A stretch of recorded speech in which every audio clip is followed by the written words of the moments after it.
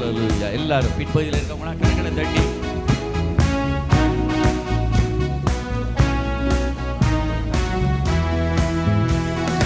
ஓயாமல் துதிப்போம், காலமெல்லாம் பாடுவோம் ராஜாதி ராஜாவாம் இயேசுவை.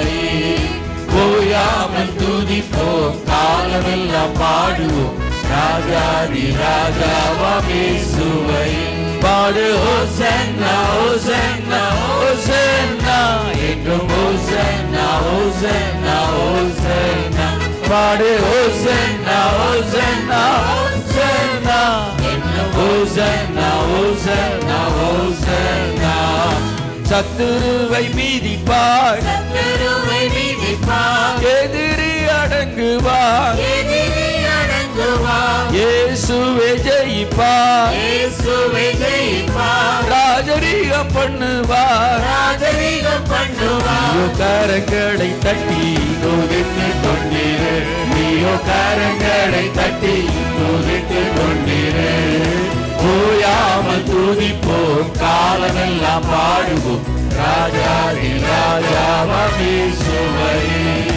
ஓயாமல் துதிப்போம், காலமெல்லாம் பாடுவோம் ராஜாதி ராஜாவாம் இயேசுவை. கட்டுகளை அறுப்பார், கட்டுகளை அறுப்பார், சாபங்களை முறிப்பார், சாபங்களை முறிப்பார். வேதனையை மாற்றுவார், வேதனையை மாற்றுவார். புது பலன் தருவார். புது பலன் தருவார். நீயோ கரங்களை அசைத்து துதித்து கொண்டிரு, நீயோ கரங்களை அசைத்து துதித்து கொண்டிரு. ஓயாமல் துதிப்போம், காலமெல்லாம் பாடுவோம் ராஜாதி ராஜாவாம் இயேசுவை. ஓயாமல் துதிப்போம், காலமெல்லாம் பாடுவோம் ராஜாதி ராஜாவாம் இயேசுவை.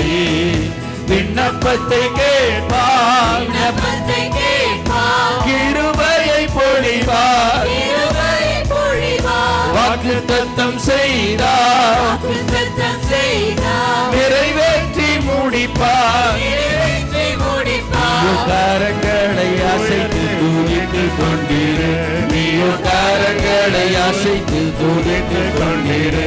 நீயோ கரங்களை தட்டி துதித்து கொண்டிரு, நீயோ கரங்களை தட்டி துதித்து கொண்டிரு.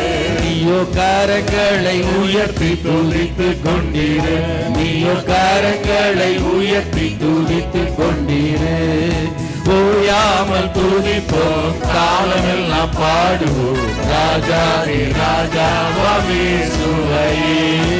ஓயாமல் துதிப்போம், காலமெல்லாம் பாடுவோம் ராஜாதி ராஜாவாம் இயேசுவை.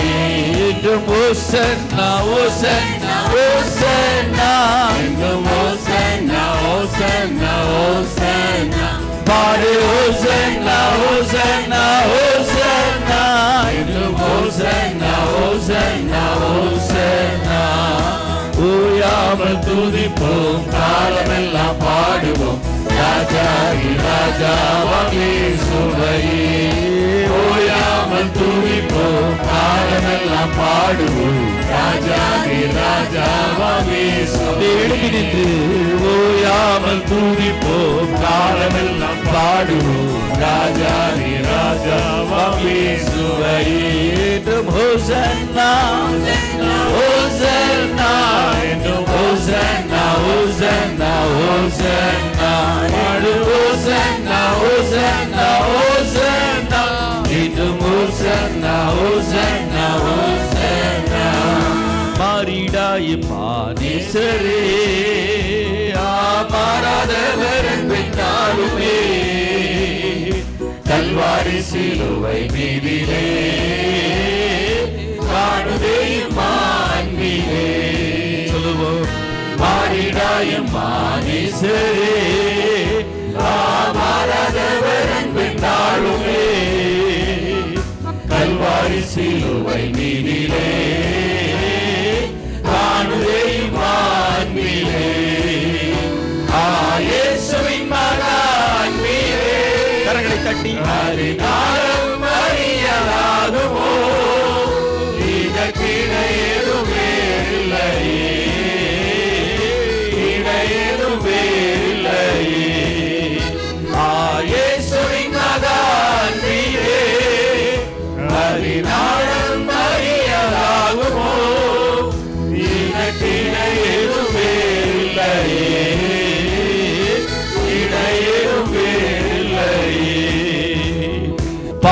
பாவியாக இருக்கையிலே அன்பாய் பாவி என்னை தேடி வந்தாயே.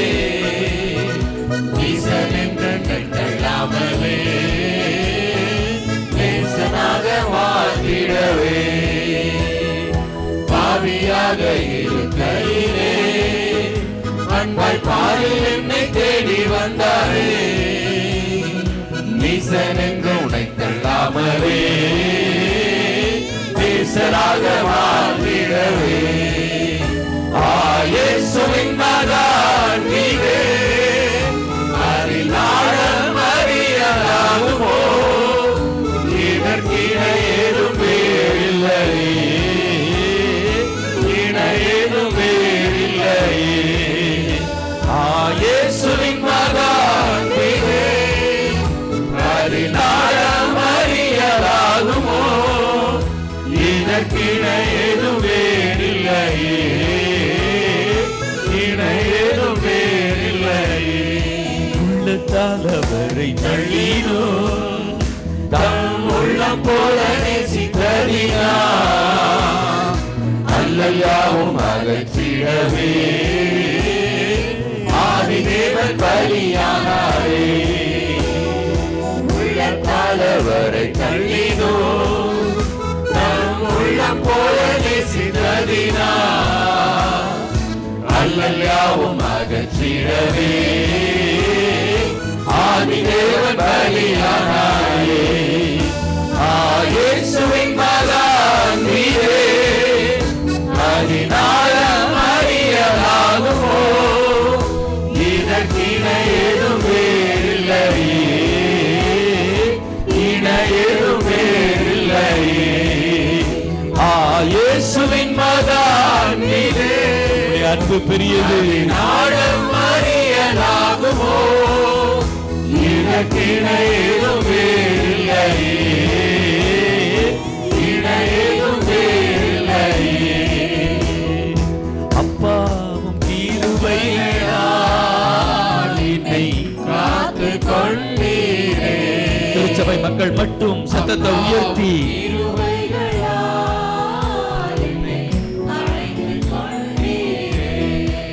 மீண்டும்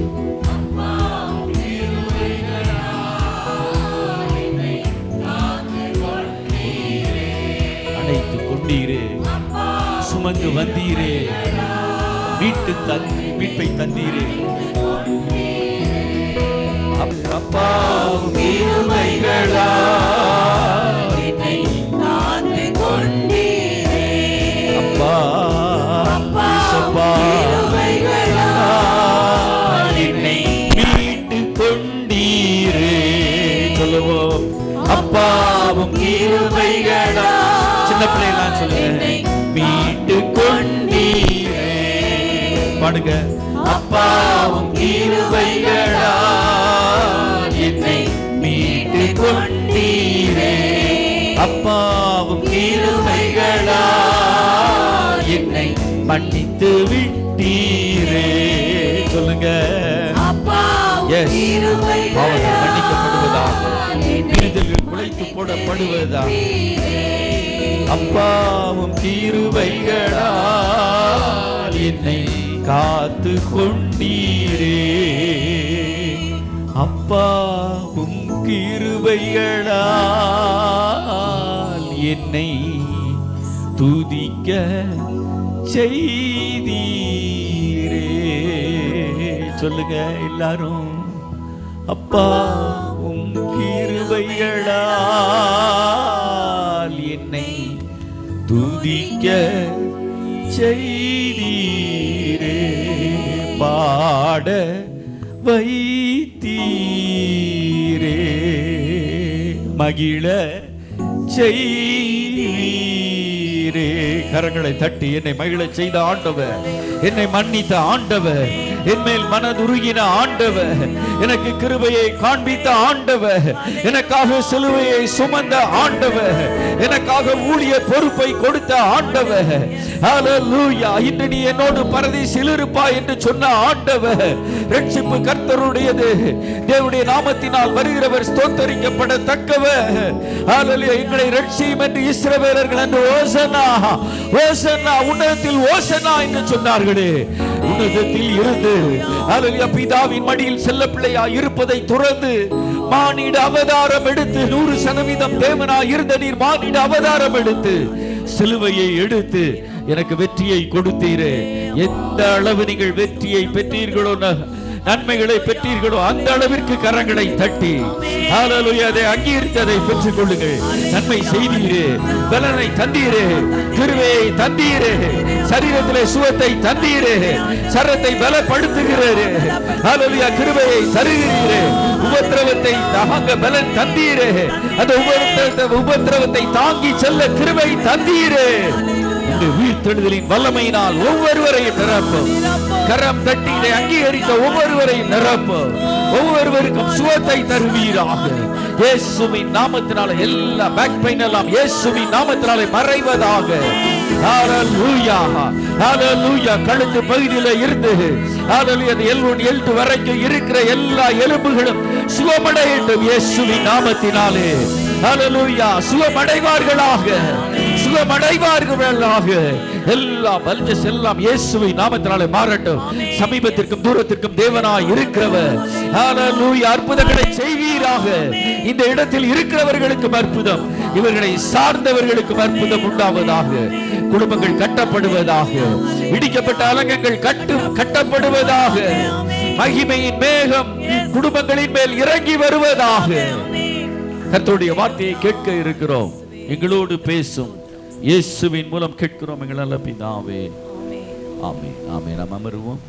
இந்த வேளையில கர்த்தருடைய வார்த்தைக்கு நேராக, ஏன்னா நல்லா பிரிஸ்கா இருக்கும் போதே கர்த்தருடைய வார்த்தையை என்ன செஞ்சிடணும், 2 பேர் பேசுகிறபடினா சுருக்கமாக தான் பேசுவாங்க.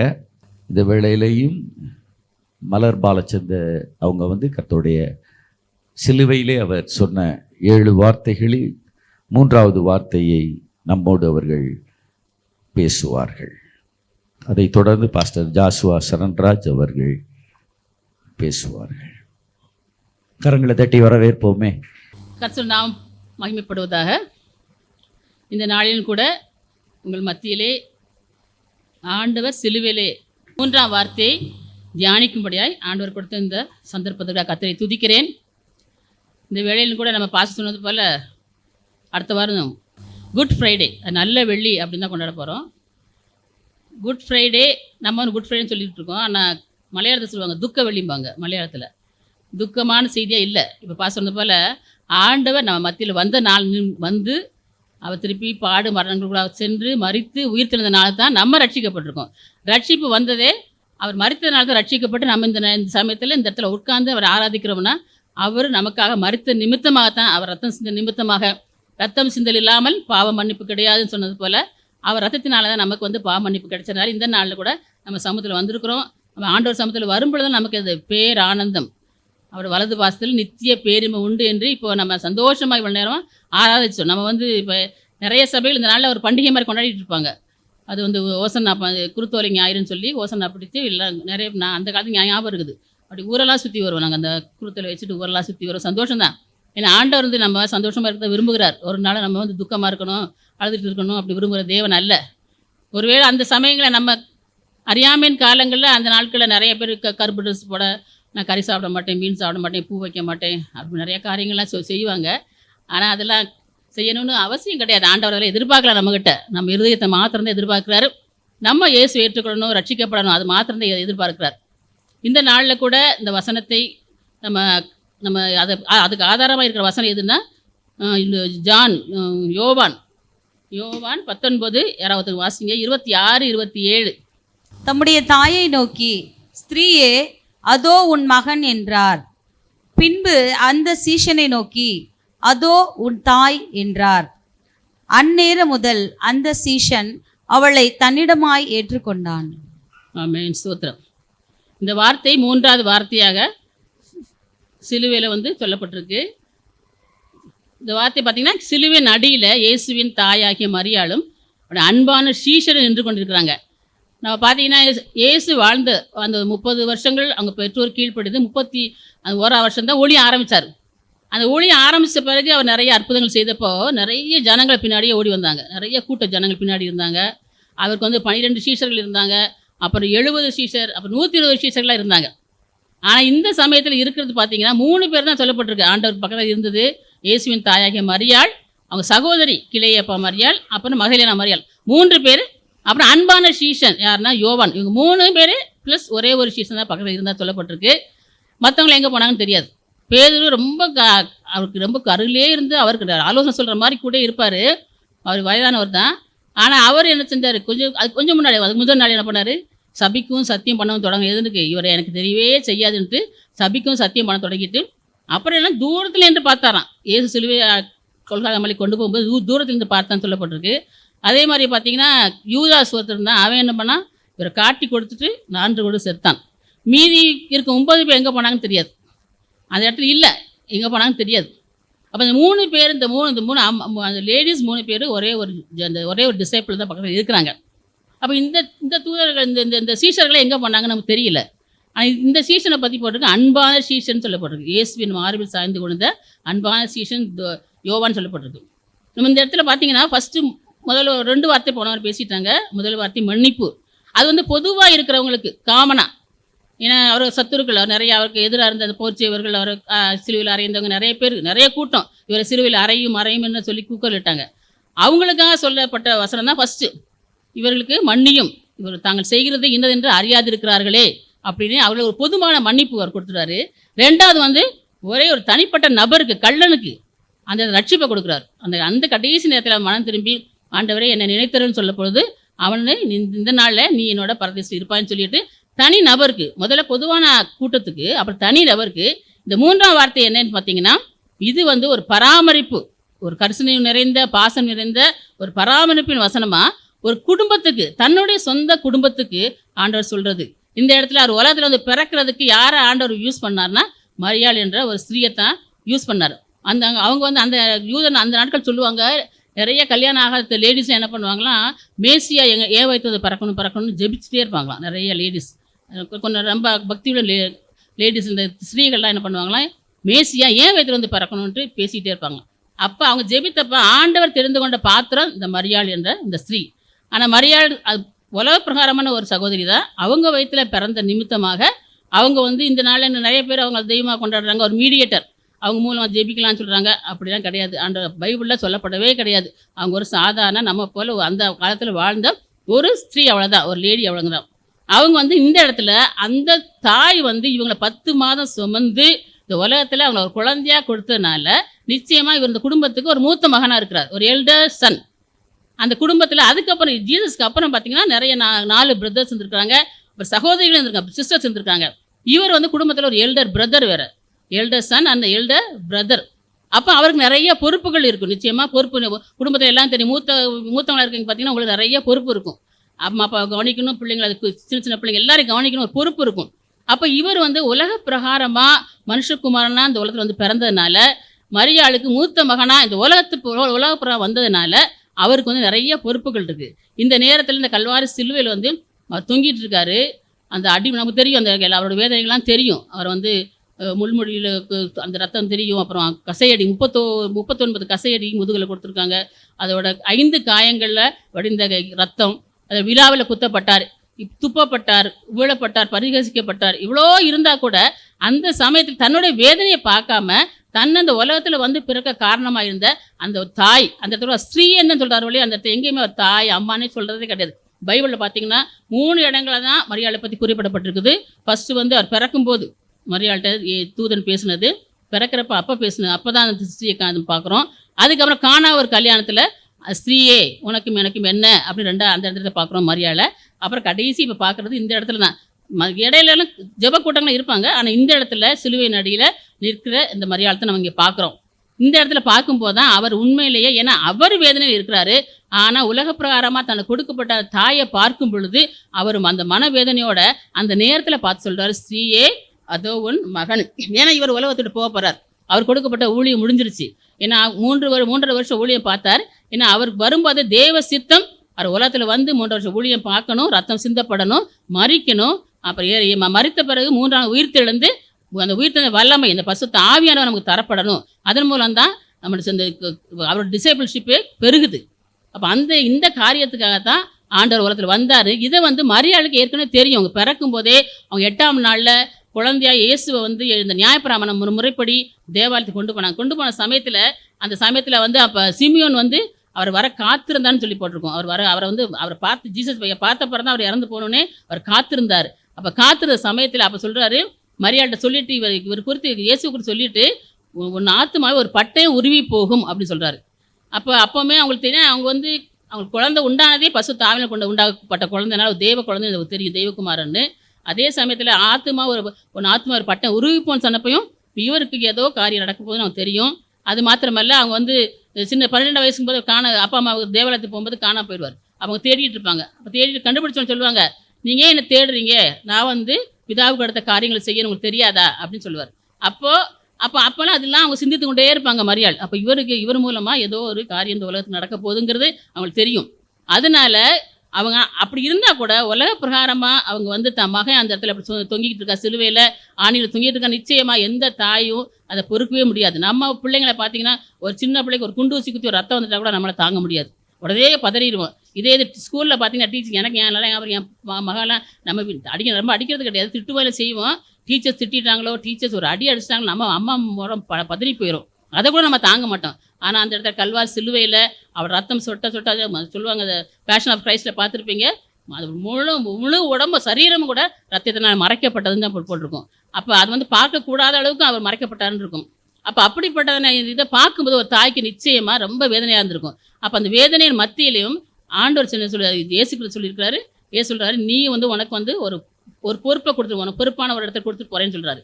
அவர் யோவானை ஏன் கொடுக்குறாருன்னா, இப்போ அவருக்கு வந்து அதுக்கப்புறம் சகோதரர்கள் இருக்கிறாங்க, ஜீசஸ்க்கு அடுத்த சகோதரர் 4 பேர் இருக்கிறாங்க, சிஸ்டர்ஸ் இருக்கிறாங்க, அவங்கள்ட்ட பொறுப்பு கொடுத்துருக்கலாம். ஆனால் பார்த்தீங்கன்னா அதில் வந்து ஒரு வசனம் சொல்ல போட்டிருக்கோம், அவங்க வந்து விசுவாசிக்கல, இயேசுவை வந்து விசுவாசிக்கலன்னு வசனம் ஒன்று இருக்குது. ஏன்னா அவங்க வந்து நீ இங்கே இப்படி பெரிய பிரபலமான காரியங்கள் செய்கிறியே, நீ அடுத்த தேசத்துக்கு போய் செய்யலாம்ல அப்படி சொல்லுவாங்க. சொல்கிற சமயத்துக்கு கூட அப்போ கூட சொல்லுவாங்க, அவர் விசுவாச படியால் இப்படி பேசினாங்கன்னு சொல்லி போட்டிருக்கோம் அவர் சகோதரர்கள். ஆனால் அவங்க முழுமையாக விசுவாசிக்கல. அவர் மறித்து அப்புறம் உயிர்த்தெழுந்து அந்த வல்லமையாக தெரிஞ்ச பிறகு தான் அவர் சகோதரர்கள்லாம் விசுவாசித்து அப்புறம் ஒருத்தர் கூட ஒரு புக் எழுதியிருக்கிறார், யூதாங்கிறவர், யாக்கோபு எழுதியிருக்கிறாரு. ஆனால் அந்த சகோதரர் அதுக்கப்புறம் தான் அவர் மேல் விசுவாசம் வைத்தார்கள். அப்போ அதனால தான் இந்த அன்பான சீசனை யோவான், அவர் யங்ஸ்டர் தான், அவர்கிட்ட அந்த பொறுப்பை கொடுக்குறாரு. இந்த இடத்துல பார்த்தீங்கன்னா ஒரு ரெஸ்பான்சிபிலிட்டி, பெற்றோரை கவனித்துக்குள்ள ரெஸ்பான்சிபிலிட்டி யார்கிட்ட கொடுக்குறேன், அவருக்கு பொறுப்பு. அவர் இல்லை, உலகத்தை விட்டு போக போகிறாரு. ஆனால் உலக பிரகாரமான அவர் வந்து ஒரு மனுஷகுமாரனா இருந்தது நிமித்தமாக தன்னுடைய அம்மாவை வந்து அந்த பொறுப்பை வந்து சீசனத்தை கொடுத்துட்டு போகிறார். அப்போ வந்து இயேசு கிறிஸ்து உலகத்தில் வரும்போது நமக்கு நல்லா தெரியும், அவர் மனுஷகுமாரனா வந்தது, அவர் 100% மனுஷனாக வாழ்ந்தார். அதே சமயத்தில் 100% தேவகுமாரனாக வாழ்ந்தார். மனுஷனாக வாழ்ந்தார். பார்த்தீங்கன்னா அவருக்கு பசி உண்டாயிட்டுன்னு பார்க்கணும். அவர் உபவாசம் இருந்த பிறகு பசி உண்டாயிடுச்சு. அப்புறம் இந்த படகின் அடியில் வந்து நித்திரையாக இருந்தான்னு பார்க்குறோம். இதெல்லாம் சாதாரண மனுஷனுக்குரிய சுபாவங்கள். அப்புறம் வந்து அவர் வந்து களைப்பாக இருந்தார்னு பார்க்குறோம். அதுக்கப்புறம் பார்த்தீங்கன்னா அவர் வந்து கோவப்பட்டார், ஆலயத்தில் இருக்கிறலாம் பார்க்கும்போது கோவப்பட்டார். இப்போ மனுஷனுக்கு என்னென்ன சுபாவங்கள் இருக்குதோ எல்லா சுபாவங்களும் அவர் உலகத்தில் இருந்தப்போ இருந்தது. அதே சமயம் தேவ சுபாவங்களும் வெளிப்பட்டது. எப்படின்னா அவர் மினிஸ்ட்ரி பண்ணும்போது ஊழியத்தில் போகும்பொழுது அந்த சமயம் தேவ சுபாவங்களும் நம்ம வெளிப்பட்ட பார்க்குறோம். நிறையா சிக் பீப்புளை வந்து சுகம் கொடுத்தாரு, பிசாசுகளை விரட்டினார், மரித்தவங்களை உயிர்த்தெழச் செய்தார், காற்றையும் கடலை அதட்டினார். இதெல்லாம் வந்து தேவத்துவத்துக்குரிய காரியங்கள், தேவகுமாரனுக்குரிய காரியங்கள். அப்போ அவர்கிட்ட மனுஷகுமாரனுக்குரிய காரியங்கள் வெளிப்பட்டது. அதே சமயம் தேவகுமாரனுக்குரிய காரியங்களும் வெளிப்பட்டதை நம்ம பார்க்கிறோம். ஆனால் இந்த இடத்துல அவர் சொல்லுகிற அந்த 3ஆம் வார்த்தை முன்பு ஃபுல்லாகவே மனுஷகுமாரனுக்குரிய அது செயல்பாடு தான். ஏன்னா ஒரு தன்னுடைய தாயை, உலகப்புற தாயை நான் போகிறேன், நான் இறந்து போகிறேன், இப்போ எனக்கு யார் பொறுப்பாக கொடுத்துட்டு போகணும் அப்படின்னு தன்னுடைய சீசன், ஒரே ஒரு சீசன் தன் கூட கடைசியாக கூட இருந்த அந்த யோவான்ட்ட அவரை கொடுத்துட்டு போகிறாரு. அந்த சமயத்தில் அவன் சொன்ன உடனே இம்மீடியட்டாக அவனை ஏற்றுக்கொண்டான். உனக்கு சொன்ன உடனே அவனை தன் தாயாக வந்து ஏற்றுக்கொண்டதை நம்ம பார்க்குறோம். அப்போ இந்த இடத்துல பார்த்தீங்கன்னா நம்ம கூட நிறைய பிரச்சனைகள் வரும்போது நல்லா நம்ம வரோம், நல்ல வசதியோடையோ நல்ல சந்தோஷமாக இருக்கும்போது நிறைய பேர் இருப்பாங்க.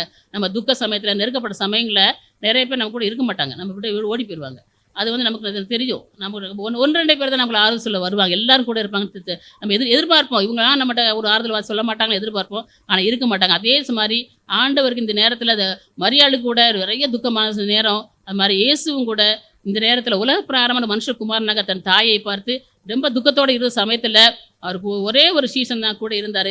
நம்ம சீசனாக ஆண்டவர் இந்த நாட்கள் நம்ம வந்திருக்கிறோம். நம்ம வந்து விசுவாசியாகி சீசனுக்கு அந்த சீசத்துக்குள்ளே கடந்து சென்று கொண்டு இருக்கிறோம். ஆனால் ஆண்டவருக்கு ஏற்ற அவருடைய பிள்ளைகளை, அவருடைய பெற்றோர்களை வந்து நம்ம மதிக்கிறோமான்னு பார்க்கணும். அது வந்து யாத்திரா 20:22 அது பழைய 10 கற்பனை. அந்த 10 கற்பனை சொல்லப்பட்டிருக்கு, உன் தாயும் தகப்பனையும் கனம் பண்ணுவாயாக. அந்த வேத வாக்கியத்தை இந்த நேரத்தில் இயேசு கிறிஸ்து நிறைவேற்றுகிறார். தாயும் தகப்பனையும் கனம் பண்ணுவாயாகன்னு. அது உன் வாழ்நாட்கள் நீடித்திருப்பதற்கு.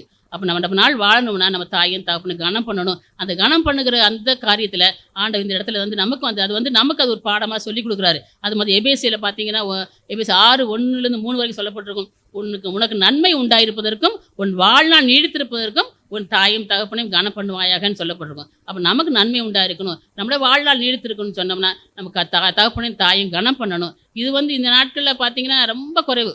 நம்ம எல்லாரும் சொல்ல முடியாது, எல்லாரும் தங்களோட முதியோர்களை வந்து கனப்படுத்துகிறாங்களா, தங்களை கவனிக்கிறாங்கன்னு நம்ம பார்க்குறது ரொம்ப அரிதாக இருக்குது. நம்ம இருப்போம். அப்போ நம்ம டிவி நியூஸ்லாம் பார்க்குறோம், நிறைய பார்க்குறோம். தாய் தகப்பனை கொல்றவங்களை பார்க்குறோம், அடிக்கிறவங்களை பார்க்குறோம், கொலை செய்கிறவங்களை பார்க்குறோம், கவனிக்காதவங்களை பார்க்குறோம். ஏன் இப்போ பார்த்தீங்கன்னா நிறைய ஹோம்ஸ் இருக்குது, நிறைய ஆஸ்பத்திரி விட்டுறாங்க, நிறைய பேரண்ட்ஸ் தெருவில் இருக்கிறாங்க, ஹஸ்பண்ட் தெருவில் இருக்கிறாங்க. இதெல்லாம் இப்போ ஏன் பார்க்குறோன்னா அந்த இது வந்து அந்த உண்மையான அந்த தகப்பனை தாயும் கனம் பண்ணுங்கிற அந்த சத்தியமே இப்போ வந்து இல்லை, எல்லாம் போயிடுச்சு. அது இன்னும் குறைஞ்சிட்டே இருக்குது. அது பார்த்தீங்கன்னா இப்போ ஒரு பாஸ்டர் பற்றி ஊழியரை பற்றி நான் வாசித்தேன். நான் அந்த பாஸ்டருக்கு வந்து அவங்க அப்பா வயதாகிட்டாங்க. அவருக்கு ஹிந்து பேக்லேருந்து ரட்சிக்கப்பட்டு வந்தாராம். அவர் வந்தாலும் கூட அந்த பாஸ்டர் வந்து கவனிக்க மனைவி பிள்ளைங்களாம் கவனிக்கிறதுக்கு ஒரு இஷ்டம் இல்லாமல் இருந்திருப்பாங்க போல். இவர் என்ன பண்ணாரா, இவங்க கூட இருந்தால் அவங்களை கவனிக்க மாட்டாங்கன்னு அவங்க தனியாக வீடு எடுத்து அவங்கள தனியாக வச்சு அவங்கள ரொம்ப எல்லாம் அவங்களுக்கு வேண்டியெல்லாம் செய்து கவனிச்சுக்கிட்டாராம். ஈவன் அவங்க அம்மாலாம் வயசான அம்மாவாம், அவங்க வந்து பெட்லேயே யூரின் போயிடுவாங்களாம், அதை கூட அந்த பாஸ்டர் தொடச்சி விடுவாராம். அது மாதிரி அந்த பாஸ்டர் என்ன பண்ணுவாரா, அவங்க ரொம்ப வயசானவங்க சின்ன பிள்ளை என்னென்ன எங்கெங்கெல்லாம் கூட்டு போயிருப்பாங்க. அதனால நான் அவங்கள்ட்ட அந்த கிண்டியில் உள்ள பார்க்குக்கெல்லாம் ஈவினிங்கில் கூட்டிகிட்டு போவாராம். கூட்டிகிட்டு போயிட்டு அப்புறம் எங்கெங்கே நிறையா இது பிக்னிக் மாதிரிலாம் கூட்டிகிட்டு போய் அவர் சந்தோஷப்படுத்துவாராம். அது மாதிரிலாம் நம்ம நமக்கு குடும்பங்கள் செய்யலாம், ஆனால் எல்லாரும் செய்கிறாங்கன்னு சொல்ல முடியாது. நம்ம நினச்சி பாருங்கள், நம்ம பிள்ளைங்க நான் பிறந்து வளர்ந்துலேருந்து அவங்க எவ்வளோ தங்களுக்கு கூட எல்லாத்தையும் கூட நம்ம வந்து எவ்வளோ கவனிச்சிருப்பாங்க. சிலர் கடனை வாங்கி கூட பிள்ளைங்களுக்கு வந்து அவங்களுக்கு தேவையான கொடுப்பாங்க, ஸ்கூல் ஃபீஸ் கட்டுவாங்க, மற்ற பிள்ளைங்க நம்ம பிள்ளைங்க உடுத்தணும்னு நினச்சி ட்ரெஸ் எல்லாம் வாங்கி கொடுப்பாங்க பண்டிகை நாட்கள்லாம். அப்படி இருக்கும்போது நம்ம வந்து அப்படி பேரண்ட்ஸ் வந்து நமக்காக எல்லாத்தையுமே தியாகம் செய்வாங்க. ஆனால் இப்போ உள்ள பிள்ளைங்க அப்படி தியாகம் செய்கிறாங்களான்னா நம்ம நிறைய பார்க்க முடியல. இப்போ அது நிறைய குறைவாக இருக்குதுன்னா டிவி நியூஸில் பார்க்குறோம், எங்கே பார்த்தாலுமே பெற்றோர் கவனிக்கிற நிறைய பிள்ளை பெற்றோர்லாம் அது குடிக்கிறதுக்காக அம்மாவெல்லாம் அந்த அடிக்கிறதெல்லாம் பார்க்குறோம், கொலை செய்கிறத பார்க்குறதெல்லாம் ரொம்ப வேதனையான காரியங்கள். அது பழைய காலத்தில் அது யூத பாரம்பரியத்தில் ஒன்று இருக்குதான், குர்பான் காணிக்கைன்னு சொல்லுவாங்களாம். அது குர்பான் காணிக்கைன்னு என்னென்னா அவங்க அப்பா அம்மா பார்க்க முடியல அப்படின்னு சொன்னால் உடனே கொண்டு போய் தேவாலயத்தில் ஒரு குர்பான் காணிக்கை கொடுத்துருவாங்களா. கொடுத்துட்டா அது ஆண்டவருக்கு கஜானாவுக்கு போய் சேர்ந்துருமா. ஆனால் நான் ஆண்டவருக்கு நான் செலுத்திட்டேன், அதனால என் ஆண்டவர் என் பெற்றோர் பார்த்துக்குவார் அப்படின்னு சொல்லிட்டு அவங்க பெற்றோர் கவனிக்க மாட்டாங்களாம். அதே தான் இப்போது வேறு மாதிரி போயிருந்துருக்கு. ஹோம்ஸில் கொண்டு கொடுத்துட்டு உங்களுக்கு நல்ல வசதியாக எல்லாம் நான் பணமெல்லாம் கொடுத்து ஹோம்ஸில் சேர்த்து விட்டுறேன் அப்படின்ட்டு சேர்த்து விட்டுறாங்க. சேர்த்து விட்டுட்டு அந்த ஆசிரமம் ஹோம்ஸ் எல்லாம் சேர்த்து விட்டு பெற்றோர் கஷ்டப்படுறாங்க. சில பெற்றோர் பரவாயில்ல அங்கேயே நல்லா இருக்கிறேன், இவங்ககிட்ட பிடுங்குவாங்க, இவங்க சரியாக கவனிக்க மாட்டாங்க, சரியாக சோறு போட மாட்டாங்கன்ட்டு அவங்க போய் அந்த இடத்துல நாங்கள் இருந்தாலும் நல்லா இருக்குன்னு சில பேரண்ட்ஸ் அங்கே போய் இருந்து ஹோம்ஸில் போய் இருக்க சந்தோஷமாக இருக்கிறாங்க. ஆனால் அப்படிப்பட்ட நிலைமை நம்ம மத்தியிலே காணப்படக்கூடாது. நம்ம வந்து ஆண்டவர் சொன்னபடி உன் தாயின் தகப்பனை கனம் பண்ணுவாயாக அன்று அந்த 10 கமாண்ட்மெண்ட்ஸும் சரி, அது வந்து முதலாம் கற்பனையாக இருக்கிறது எபேசியர் 1:6 சொல்லப்பட்டிருக்கு. அது வந்து வாக்குத்தத்தம்ல முதலாம் கற்பனைன்னு. அப்போ நான் ஒரு முதலாம் கட்டளையே என்னென்னா நான் எல்லோரும் கூட சிறியவர்கள் வந்து பெற்றோர்களை வந்து நம்ம கனப்படுத்தணும், அவங்கள பராமரிக்கணும், அவங்களோட அன்போட கரிசனையோட பாசத்தோட நேசிக்கணும், எத்தனை வயசானாலும் பார்க்கணும்னு சொல்லி நமக்கு ஆண்டவர் இந்த இடத்துல வந்து நமக்கு வந்து ஒரு பாடமாக சொல்கிறாரு. அது மாத்திரமல்ல நம்ம வந்து ஒரு சின்ன எல்லாருமே கதை கேட்டிருப்பீங்க, சின்ன பிள்ளைங்க ஸ்கூல்ஸ் லெசன்ஸ்லும் வந்திருக்குது. ஒரு அப்பா அம்மா இருப்பாங்க, அவங்க என்ன பண்ணுவாங்க, அவங்க வீட்டில் அந்த பெரியவங்களுக்கு வந்து ஒரு தனியாக ஒரு தாத்தா இருப்பாங்க, அவருக்கு வந்து எப்போயுமே ஒரு சின்ன பழைய ஒரு பவுல் வச்சுருப்பாங்க, அதில் தான் சாப்பாடு போடுவாங்க. சாப்பாடு போட்டு அதை தள்ளி விட்டுருவாங்க. அது ஒரு சீரியல் கூட ஒரு ஸ்ரீலங்கன் இதில் வந்தது ஸ்கிட்டு மாதிரி தள்ளி விட்டுருவாங்க. அந்த குழந்தை சின்ன பையன் வீட்டில் இருக்க பையன் பார்த்துட்டே இருந்திருக்கிறான். எப்போ பார்த்தாலும் ஏமா அதில் போட்டு வைக்கிறேன், இல்லை அதான் தாத்தாவுக்கு அந்த பாத்திரத்தை போட்டால் போதுன்ட்டு அவங்களுக்கு அந்த தாத்தாவுக்கு தனியாக தள்ளி சாப்பாடு போட்டு வச்சுருவாங்களாம். அப்புறம் கொஞ்ச நாள் கழித்து பார்த்தா தாத்தா இறந்து போயிடுறாரு. இறந்து போன உடனே இந்த பையன் வந்து அவங்க அம்மா சரி நீ இந்த பாத்திரம் தேவையில்லை இந்த போல தூக்கி போட்டலாம்னு நினைக்கிறப்போ அந்த பையன் இல்லைல்லம்மா கொடுங்க எனக்கு வேணும், நான் வந்து அதை பத்திரமா வச்சுருப்பேன். எதுக்கு அப்படின்னா நீங்கள் வயசாகும்போது உங்களுக்கு நான் அதில் சாப்பாடு போடணும்ல, அதனால நான் அதை பத்திரமா வச்சுக்கிறேன் அப்படின்னு சொல்லி அதை பவுல் எடுத்து வச்சுக்குவானா. அப்போது நம்ம என்ன செய்கிறோமோ அதான் பிள்ளைகள் செய்வாங்க. நம்ம எப்படி நம்ம பெற்றோர் கவனிக்கிறோமோ, எப்படி அவளை அதை பிள்ளைங்க பார்த்துட்டே இருக்கிறாங்க. அப்போ அதே மாதிரி தான் நமக்கும் செய்வாங்க. அதான் சொல்லுங்க, நம்ம what we sow we reap, இந்த முற்பகல் செய்யும் பிற்பகல் விளைவுன்னு சொல்லுவாங்க. அதனால் நம்ம என்ன பண்ணுறோம், நான் பிள்ளைகளுக்கு முன்னாடி நம்ம பெற்றோரை எப்படி கவனிக்கிறோமோ, எப்படி பரிவு காட்டுறோமோ, பாசம் காட்டுறோமோ, அவளை கவனிக்கிறோமோ, அதைத்தான் நம்ம பிள்ளைங்க நமக்கு செய்வாங்க. அதனால் நம்ம ரொம்ப கவனமாக இருக்கிறது வேண்டியது ரொம்ப அவசியமாக இருக்குது. அது மாத்திரமில்ல, நம்ம பெற்றோர் வந்து கவனிக்கலைன்னா என்னன்னு சொல்லப்படுறா, நீதிமொழிகள் 30:17 வாசிங்களே. பெற்றோர் கவனிக்காவட்டி என்ன ஆகுன்னு பாருங்க. இது நமக்கு தேவையா? தேவையில்லை. கழுகு வந்து கண்களை பிடிங்கிருமா. அப்படி பெற்றோர் அப்பப்போ வரைக்கும் ஒரு அந்த பிள்ளைகளுக்கு பயம் வேணும். அந்த தகப்பன தாயனுக்கு கண்ணப்படுத்தலை, அவர் கவனிக்கலைன்னா கழுகுகள் வந்து கண்களை பிடுங்கிட்டு போயிடுமா. அந்த அளவுக்கு நமக்கு கொடூரமான காரியங்கள் நமக்கு நடக்கும்னு சொல்லப்பட்டிருக்கு. இப்படியாவது வேறு விதத்தில் காரியங்கள் நடைபெறும். அதனால் அந்த மாதிரி காரியங்கள் நடைபெற்றிருக்கு. அது மாதிரி நீதிமொழி 20:20 வாசிங்க. அவள் தீபம் காரில் அணைந்து போகுமா. அப்போ வெளிச்சம் வந்து அவனுக்கு இருக்கவே இருக்காது. அந்த வெளிச்சம் கம்ப்ளீட்டாக டார்க்காக போயிருங்க. டார்க்னஸ் வந்துச்சுன்னு நமக்கு ஒன்றுமே இல்லை. அதுதான் நம்ம இப்போ நிறைய பேர் இருளில் தான் இருக்கிறோம். அந்த முழுமையான வெளிச்சத்துக்கு வரலை, இன்னும் இருளில் இருந்துகிட்டு இருக்கோம். அப்போ அந்த முழுமையான வெளிச்சத்துக்கு வரணும்னா தாயும் தாப்பனையும் கனம் பண்ணணும். தாய்க்கு தாப்பனும் கனம் பண்ணால் நமக்கு நீடித்த நாட்கள், நமக்கு நன்மை உண்டாகும். அது மாத்திரமில்லை, நம்முடைய இது இப்போ பார்த்திங்கன்னா காரிருள் அது அணைஞ்சு போகாமல் நிச்சயமாக அந்த வெளிச்சம் பிரகாசிக்கும். நடுப்பகல் வரை பிரகாசிக்கிற சூரியனை போல் இருக்கும் சொல்லப்பட்டிருக்கு. அந்த மாதிரி நம்ம பிரகாசிக்கிற வாழ்க்கையை வாழணும்னா நம்ம பெற்றோர் நம்ம கவனிக்கணும். அது மாதிரி பார்த்திங்கன்னா இன்னொன்று, இதுக்கு இங்கே சீசனை பார்த்தீங்கன்னா வந்து உடனே கீழ்ப்படிஞ்சான். அது மாதிரி நம்ம அந்த இடத்துல வந்து ஆண்டவர் புதிய உறவை உருவாக்கி கொடுத்துருக்கிறாரு. மரியாதை வந்து அந்த தாயாக கொடுத்தவனையும் தன்னை தாயை ஏற்றுக்கொண்டான், ஒரு புதிய உறவை வந்து கொடுத்துருக்காரு. இந்த இடத்துல பார்த்தீங்கன்னா நம்ம கூட நம்ம வெளியே பிரஜாதிகளை காணியாட்சி புறமான இருந்தோம். ஆண்டவர் வந்து இப்போ நம்ம இந்த இடத்துல வந்து நம்மளை ஒரு புதிய உறவை ஏற்படுத்தி கொடுத்து, இது ஒரு ஃபேமிலி, நம்ம வந்து ஒரு குடும்பமாக இந்த இடத்துல இருக்கிறோம். சகோதர சகோதரிகளை பெற்றோர் ஆசிரியர் எல்லாரும் ஒரு குடும்பமாக இந்த இடத்துல இருக்கிறோம். ஆண்டவர் நமக்கு இந்த சபையின் மூலமாக ஒரு புதிய உறவை உருவாக்கி கொடுத்துருக்கிறார். இந்த புதிய உறவை உருவாக்கி கொடுக்கும்போது அந்த இடத்துல இயேசு சொன்ன உடனே இமிடியாக கீழ்ப்படிந்தான். இப்போ நம்ம என்ன பண்ணுவீங்க, நமக்கு சபையில் நமக்கு பாஸ்டர் இருக்கிறாங்க, எல்டர்ஸ் இருக்கிறாங்க, பெரியவங்க இருக்கிறாங்க. அவங்க சொல்கிறத நம்ம வந்து இம்மிடியாக கீழ்ப்படியணும். நிறையா காரியங்களை கீழ்ப்படியாமல் இருக்கும். பாஸ்டருக்கு ஜபத்துக்கு வராது ரொம்ப வேதனையாக எப்போ சொல்லுவாங்க நிறைய பேர், எல்லோரும் வரலன்னு. அப்படி இல்லாதபடி நம்ம வந்து இந்த இடத்துல நமக்கு வந்து ஆண்டோட புதிய உறவை உருவாக்கி கொடுத்து ஆவிக்குரிய ஒரு ஃபேமிலியை நமக்கு கொடுத்துருக்கிறாரு. இந்த இடத்துல இந்த ஆவிக்குரிய ஃபேமிலி இந்த சபையில் இருக்கும் பொழுது நமக்கு பெரியவங்க நம்ம ஆவிக்குரிய தகப்பன் மாதிரி என்ன சொல்கிறாங்களோ அதுக்கு நம்ம கீழ்ப்படுகிறவங்களா இருக்க வேண்டும். அது மாத்திரமில்ல, இன்னொன்று வந்து நம்ம வந்து இப்போ இந்த 7 வார்த்தைகளை நம்ம பார்க்குறோம். 7 வார்த்தைகள் நம்ம பொன்மொழிகள்னு சொல்லப்பட்டிருக்கு. அது வருஷம் நம்ம தியானிக்கிறோம். நல்லது தான். ஏன்னா நம்ம வந்து அதை வந்து துக்கப்பட்டு தான் தியானிக்க வேண்டாம். ஆண்டவர் என்ன அவர் வாயினாலேயே சொல்லப்பட்ட வார்த்தைகள் அது வந்து ரொம்ப வந்து ஒரு பொற்பழத்திற்கு இந்த பொத்தட்டில் வைக்கப்பட்ட வெள்ளித்தட்டில் வைக்கப்பட்ட பொற்பழங்களுக்கு சமானம்னு சொல்லி அதே மாதிரி அப்படிப்பட்டதான வார்த்தைகள் இது. நம்ம பார்த்திங்கன்னா இப்போ நான் முதல்ல நான் கேட்டேன். இப்போ நம்ம தலைவர்கள்லாம் தெரியும். எனக்கு தெரிந்த தலைவர்கள் வந்து அண்ணாதுரை தெரியும், அப்புறம் கருணாநிதி, எம்ஜிஆர், ஜெயலலிதா, இப்போ ஸ்டாலின் வரைக்கும் தெரியும். இவங்களாம் சொன்ன வார்த்தைகள் இருக்குது. சில அடிக்கடி வரும். ரத்தத்தின் ரத்தமே, என் உடன்பிறவா சகோதரர்களே, உடன்பிறப்புகளே, மக்களுக்காக நான் மக்களுக்காகவே அப்படின்னா வரும். இந்த வார்த்தையெல்லாம் இப்போ எனக்கு தான் தெரியும். என் பிள்ளைகளுக்கு என் பேர பிள்ளைக்கு தெரியாது. அந்த வார்த்தையெல்லாம் மறைஞ்சிடும் கொஞ்சமாக மறைஞ்சு. இது மாதிரி எத்தனையோ தலைவர்கள் நிறைய வார்த்தைகள் சொல்லியிருப்பாங்க. எல்லா வார்த்தைகளுமே அப்படியே அப்பப்போ கொஞ்சம் காலத்துக்கு இருக்கும், மறைஞ்சிடும். இப்போவுமே என் பேரனுக்கெல்லாம் நிச்சயமாக எம்ஜிஆர் யாருன்னு தெரியாது, ஜெயலலிதாலாம் யாருன்னு தெரியாது. ஏன்னா அவங்களாம் சொன்ன வார்த்தைகளும் தெரியாது. அப்படியே மறைஞ்சு போச்சு. காலங்காலமாக சொல்லப்பட்ட வார்த்தைகள் மறைஞ்சு போயிடும். ஆனால் நமது ஆண்டவர் இயேசு கிறிஸ்து 2000 வருஷத்துக்கு முன்னாடி அந்த சிலுவையில் சொன்ன இந்த 7 வார்த்தைகளும் இந்த நாளில் கூட நம்ம வந்து தியானிச்சுட்டு இருக்கோம்னா அது எவ்வளவு வல்லமையில வார்த்தைகள். அது உண்மையில தேவன் பிதாவைய தேவன் வந்து அவர் மூலமாக நம்ம கொடுக்கப்பட்ட வார்த்தைகள் மூலம் அது ஒவ்வொன்றுமே இந்த 7 வார்த்தைகள் பார்த்தீங்கன்னா முதல்ல பொதுவானவர்களுக்கு, தனிப்பட்ட நபருக்கு, இந்த 3ஆம் வார்த்தை குடும்பத்திற்காக சொல்லப்பட்டது. குடும்பத்தில் உள்ள பிள்ளைகளுக்காக எப்படி உங்கள் தாய் தகப்பன் இருக்காங்க கவனிக்கணும், நீங்கள் எப்படி பிள்ளைங்க வந்து இப்போ எப்படி கீழ்ப்படிந்திருக்கணும்னு அப்படி சொல்லப்பட்ட வார்த்தைகள். அந்த வார்த்தைகள் ஒரு நாள் அழியாது. நிச்சயமாக கடைசி வரை நம்ம ஆண்டவர் வருகை வரைக்கும் இந்த 7 வார்த்தைகளும் பிரசங்கிக்கப்பட்டு கொண்டே இருக்கும். அதனால நம்ம வந்து இந்த வந்து எத்தனையோ பேர் ஊழியக்கான பாடுகள்லாம் படுறாங்க, மரணத்தில் சந்திக்கிறாங்க. ஆனால் கிறிஸ்துவத்தை இது வரைக்கும் அழிக்கவே முடியவும் செய்யாது. எத்தனை தான் எனக்கு அப்படியே பரம்பரையாக எத்தனையோ கொடுமைகள் பண்ணி எத்தனையோ செய்தால் கூட நிச்சயமாக கிறிஸ்தவத்தை அழிக்க முடியாது. அது வந்து முளைச்சிக்கிட்டே தான் இருக்கிறோம். அதனால் நம்ம வந்து இந்த நாளில் கூட நமக்கு இதில் கற்றுக்கொள்ள பாடம் என்னென்னா, தகப்பனையும் தாயையும் கனம் பண்ணுவாயாக. அதே மாதிரி சீஷன் உடனே ஏற்றுக்கொண்டார்.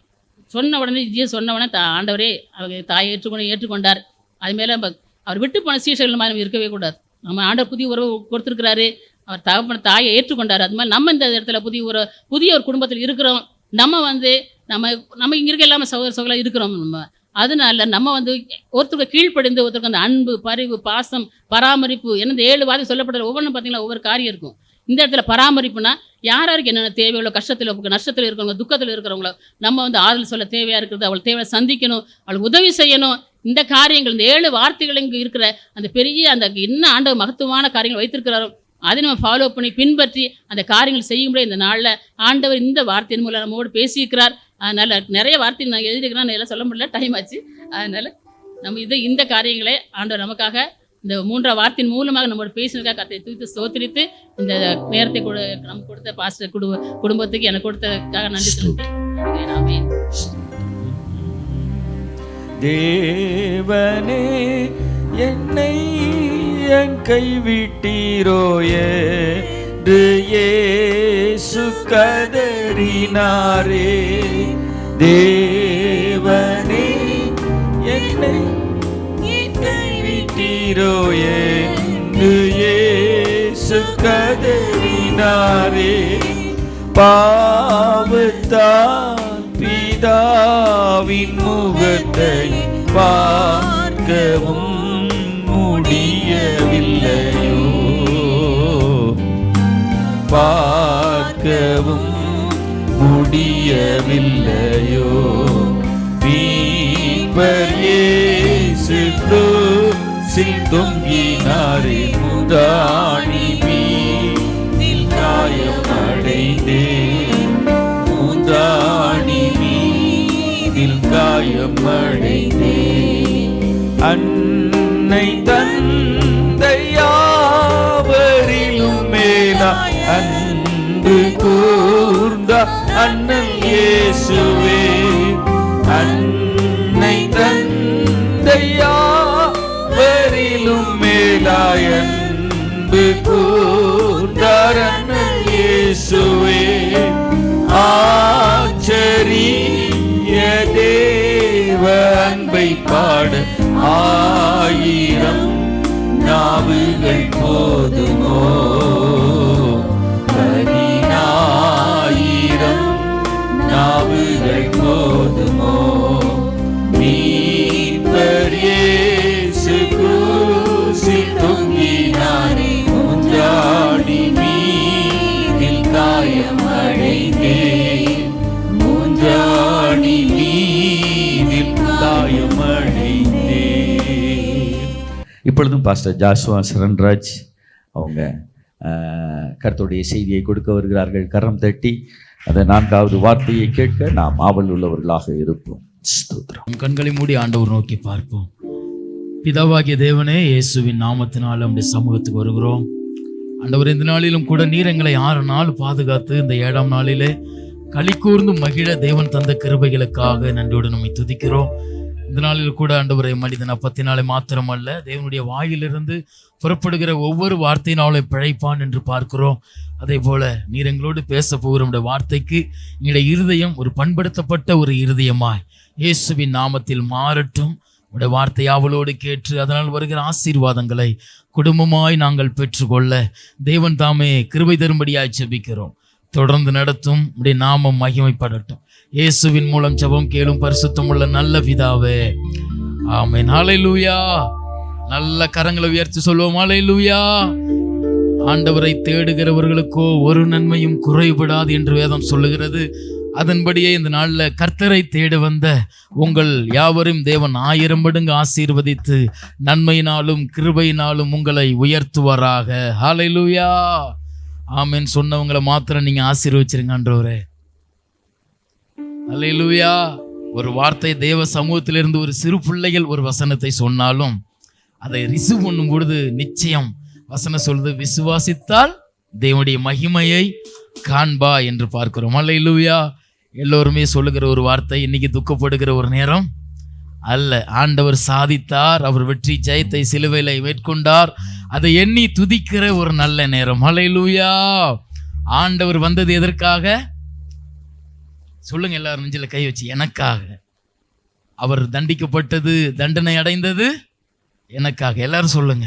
அவர் மரித்தது, உயிரோடு எழுந்தது, மீண்டும் வரப்போவது எல்லாமே எனக்காகத்தான், நமக்காகத்தான். ஹல்லேலூயா. கர்த்தர் நல்லவர். ஹல்லேலூயா. எனக்காக ஜீவன் தந்த என் இயேசுராஜனே, உம் நாமம் உயர்த்தியே பாடிடுவோ. எனக்காக ஜீவன் தந்த என் இயேசுராஜனே, உம் நாமம் உயர்த்தியே பாடிடுவோ. எனக்காக யாவையும் செய்பவர் நீரே, என் சாபம் போக்க உம்மை கொடுத்தீரே. எனக்காக யாவையும் செய்தவர் நீரே, என் சாபம் போக்க உம்மை கொடுத்தீரே. எனக்காக ஜீவன் தந்த என் இயேசுராஜனே, உம் நாமம் உயர்த்தியே பாடிடுவோ. நீர் வந்ததும் எனக்காக, காயங்கள் எனக்காக, மரித்ததும் எனக்காக, உயிர் எழுந்ததும் எனக்காக. நீர் வந்ததும் எனக்காக, காயங்கள் எனக்காக, மரித்ததும் எனக்காக, உயிர் எழுந்ததும் எனக்காக. மீண்டும் வரப்போவதும் எனக்காகவே, மீண்டும் வரப்போவதும் எனக்காகவே. உம்மிகு அன்பிற்காய் நான் என் செய்வேன், உம்மிகு அன்பிற்காய் நான் என் செய்வேன். எனக்காக ஜீவன் தந்த என் இயேசுராஜனே, உம் நாமம் உயர்த்தியே பாடிடுவே. ஹல்லேலூயா. வேதம் மத்திய எழுதின சுவிசேஷம் 27ஆம் அதிகாரம் 46வது வசனம் எனக்கு கொடுக்கப்பட்டிருக்கிறது. தொடர்ந்து நம் ஆண்டவர் செய்த அந்த 7 காரியங்களிலே ஒவ்வொரு காரியமாக நாம் பார்த்து வருகிறோம். 4வது காரியம், 9ஆம் மணி நேரத்தில் இயேசு ஏலி ஏலி லாமா சபக்தானி என்று மிகுந்த சத்தமிட்டு கூப்பிட்டார். அதற்கு என் தேவனே ஏன் என்னை கைவிட்டீர் என்று அர்த்தமாம். ஆண்டவராகிய இயேசு கிறிஸ்துவை குறித்ததான பிறப்பை குறித்த வசனங்கள் நமக்கு தெரியும். மத்தேயு 1:21 பார்க்கும்பொழுது, அவள் ஒரு குமாரனை பெறுவாள், அவருக்கு இயேசு என்று பெயரிடுவாயாக. ஏசாயா 9:6 நமக்கு ஒரு பாலகன் பிறப்பார், நமக்கு ஒரு குமாரன் கொடுக்கப்பட்டார், கர்த்தத்துவம் அவர் தோளின் மேல் இருக்கும். இப்படி ஆண்டவருடைய பிறப்பை குறித்ததான முன் அறிவிப்பு, தீர்க்க தரிசனம் உண்டு. அதோடு நிறுத்திவிட்டதா என்று இல்லை. ஆண்டவர் எப்படி பாடுபடுவார், எப்படி மரிப்பார், அவர் உயிரோடு எழும்புவார், நமக்காக அவர் என்ன செய்ய போகிறார் என்கிற காரியங்கள், அதாவது தீர்க்க தரிசனம் அடங்கிய வசனங்களும் பழைய ஏற்பாட்டிலே கொடுக்கப்பட்டிருக்கிறது. ஹல்லேலூயா. ஏசாயா 53:2 நாம் பார்க்கும் பொழுது, அவருக்கு அழகும் இல்லை, சௌந்தரியம் இல்லை, அவரை பார்க்கும் பொழுது நாம் விரும்பத்தக்க ரூபம் இல்லாதிருந்தது. ஏசாயா 52:14 அவருடைய முகம், அவருடைய ரூபம் இவ்வளவாய் அந்த கேடு அடைந்தபடியினாலே அவரை கண்ட அநேகர் பிரமித்தார்கள். சங்கீதம் 129:3 பார்க்கிறோம், உழுகிறவர்கள் என் முதுகின் மேல் உழுது தங்கள் படைச்சாட்களை நீளமாக்கினார்கள் என்று பார்க்கிறோம். ஹல்லேலூயா. அப்போ ஆண்டவர் பிறப்பை குறித்தும் அவர் மரிப்பதை குறித்தும் பாடுகளை குறித்தும் முன்னே தீர்க்க தரிசனம் உரைக்கப்பட்டது. இதை அடுத்து இது ஒரு பக்கம் இருந்தாலும் இயேசுவே சொல்லுகிறார், யோவான் 4:34 என்னை அனுப்பினவரின் சித்தம் செய்து அவருடைய கிரியையை செய்து முடிப்பதே என்னுடைய போஜனம். ஹல்லேலூயா. இத்தனை பேர் முன்னறிவித்தாலும் ஆண்டவராகிய இயேசுவே சொல்றாரு, நான் பூமிக்கு வரணும், நான் மரிக்கணும், பாடுபடணும், மரித்து 3ஆம் நாள் உயிரோடு எழும்ப வேண்டும் என்பது என்னை குறித்த தேவனுடைய திட்டம். அல்லேலூயா. அவரை குறித்த தேவனுடைய திட்டத்தை அவர் வெளிப்படுத்துவதற்காகவே அவருடைய சொந்த குமாரன் என்றும் பாராமல் நமக்காகவே பிதாவானவர் இயேசுவை இந்த பூமிக்கு அனுப்பினார். ஹல்லேலூயா. நாம் வாசிக்கிறோங்க, இயேசு சொல்லுகிறார், என் தேவனே ஏன் என்னை கைவிட்டீர்? ஆண்டவர் கைவிடுகிறவரா? ஆண்டவர் நம்மை மறக்கிறவரா?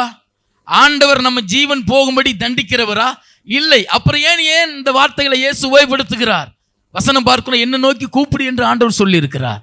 நான் உன்னை விட்டு விலகுவதும் இல்லை, உன்னை கைவிடுவதும் இல்லை என்று சொல்லி இருக்கிறார். நான் ஒருபோதும் உன்னை காக்கிற தேவன், இஸ்ரவேலை காக்கிறவன், உறங்குவதும் இல்லை, தூங்குவதும் இல்லை என்று வேதத்தில் பார்க்கிறோம். ஏன் இயேசு இந்த வார்த்தைகளை உபயோகப்படுத்தினார்? ஏன் இயேசுவே எங்கேயாவது இந்த வார்த்தையை சொல்லி இருக்கிறாரா? என்னை ஏன் கைவிட்டீங்க? இந்த நேரம் அல்லாமல் மற்ற எங்கேயாவது சீஷர்களால பிரச்சனை, ஜனங்களால உபத்திரவம், பாடு, மரணம், கொட்டினார்கள், துப்பினார்கள், அறைந்தார்கள், முள்முடி சூட்டினார்கள், எவ்வளவோ கடைசி தொட்டு ரத்தம் வரை பாடு, வேதனை, அனுபவம் இயேசுவுக்கு இருந்தது. எங்கேயாவது இந்த வார்த்தையை பயன்படுத்தினதில்லை. ஆனாலும் இந்த வேளையில, இந்த சிலுவையின் கடைசி நேரங்களிலே ஏன் இந்த வார்த்தையை இயேசு பயன்படுத்தினார்? அப்படி என்றால், நம்முடைய பாவங்கள் இயேசுவின் மீது சுமத்தப்படும் பொழுது பாவத்தை பாராத சுத்த கண்ணராகிய தேவனுடைய முகம் சற்று இயேசுவை பார்ப்பதற்கு மறைக்கப்பட்டது.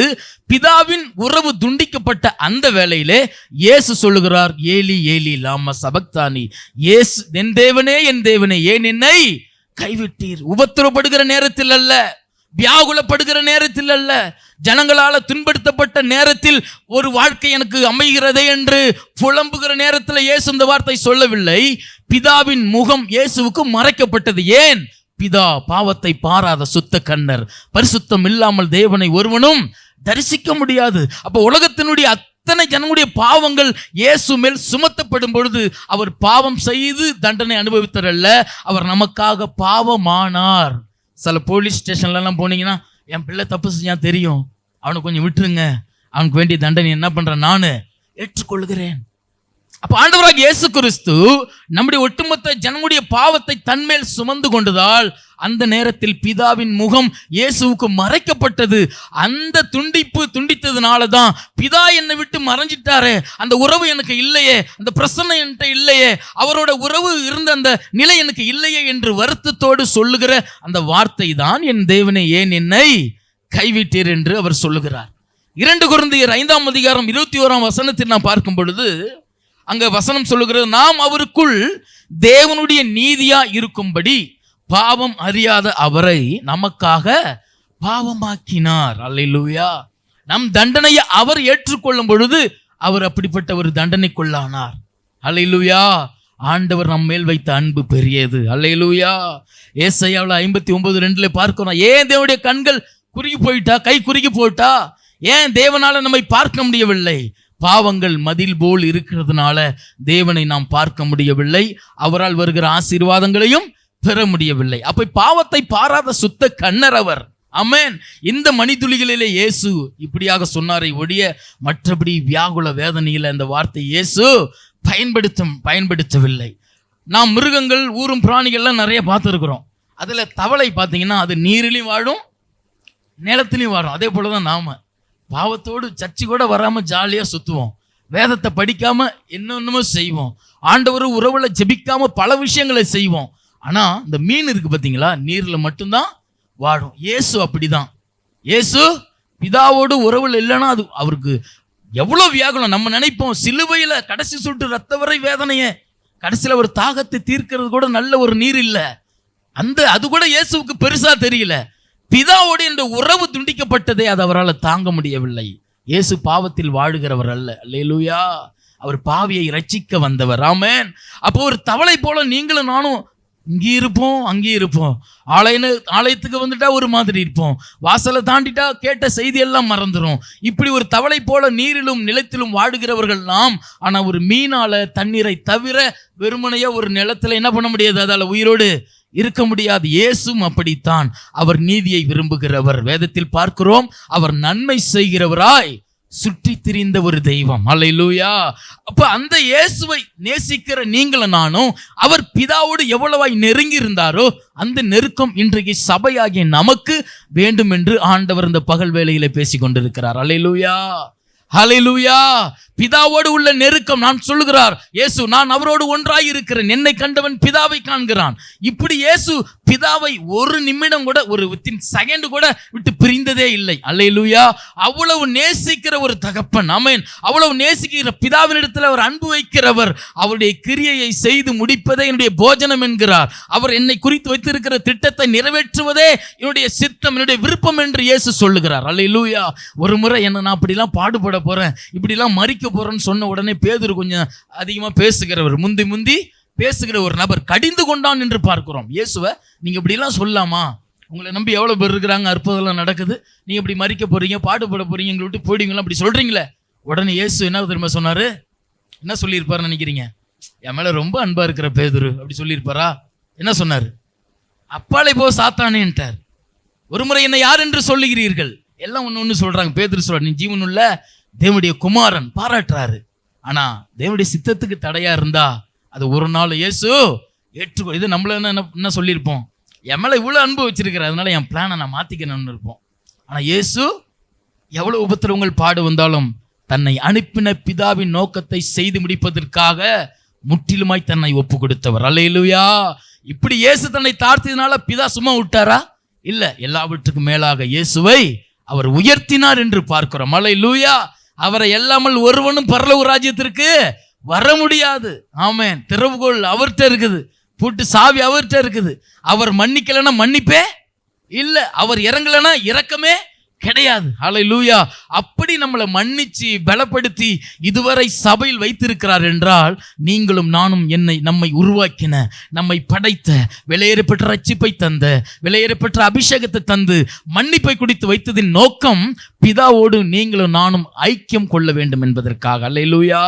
இந்த 4வது காரியங்கள்ல இருந்து தேவன் நம்மோடு கூட பேசுறது என்னன்னா, இயேசு பிதா மேல வைத்த அந்த அன்பு, அதே போல நீங்க சபையாகிய நீங்களும் நானும் திரியேக தேவனாகிய அவர்கள் மேல ஒரு ஐக்கியம் வர வேண்டும். அல்லேலூயா. பவுல் சொல்லுகிறார், எங்களுடைய ஐக்கியம் பிதாவோடு இருக்கிறது. எங்களுடைய ஐக்கியம் பிதாவோடும் நம்முடைய குமாரனாகிய இயேசு கிறிஸ்துவோடும் இருக்கிறது. இன்னைக்கு சபையுடைய ஐக்கியம் எங்கே இருக்கிறது? உலகத்திலா, உலகத்தில் உள்ளவைகளிலா, இல்ல சபைகளிலா, சபையில் உள்ள தேவனுடைய சட்டத்திட்ட வசனங்களிலா என்று நம்மை நாமே நிதானிக்க வேண்டும். அல்லேலூயா. வேதம் சொல்லுகிறது, உலகத்திலும் உலகத்தில் உள்ளவைகளிலும் அன்பு கூறாதிருங்கள். அப்படி அன்பு கூர்ந்தா என்னிடத்தில் உங்களுக்கு பங்கு இல்லை.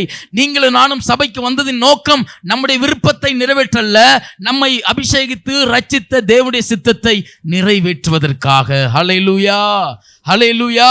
அப்ப தேவனோடு நாம் ஐக்கியப்படணும்னு இயேசு விரும்புகிறார். ஆமென். அவருடைய ஐக்கியம் பிதாவோடு தான் இருந்தது.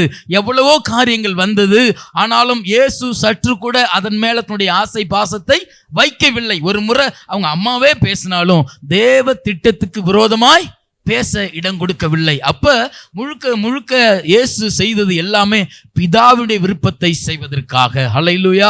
நீங்களும் நானும் ரட்சிக்கப்பட்டு சபையில் அமர்ந்திருக்கிறோம். பாவத்தில இருந்தோம், உலகான சேற்றில இருந்தோம். ஆண்டவர் கழுவி இன்னைக்கு உயிரோட வச்சிருக்கிறார்னா என்ன, ஆண்டவர் சபைக்கு கொண்டு வந்ததுக்கு ஒரு நோக்கம் உண்டு. அல்லேலூயா.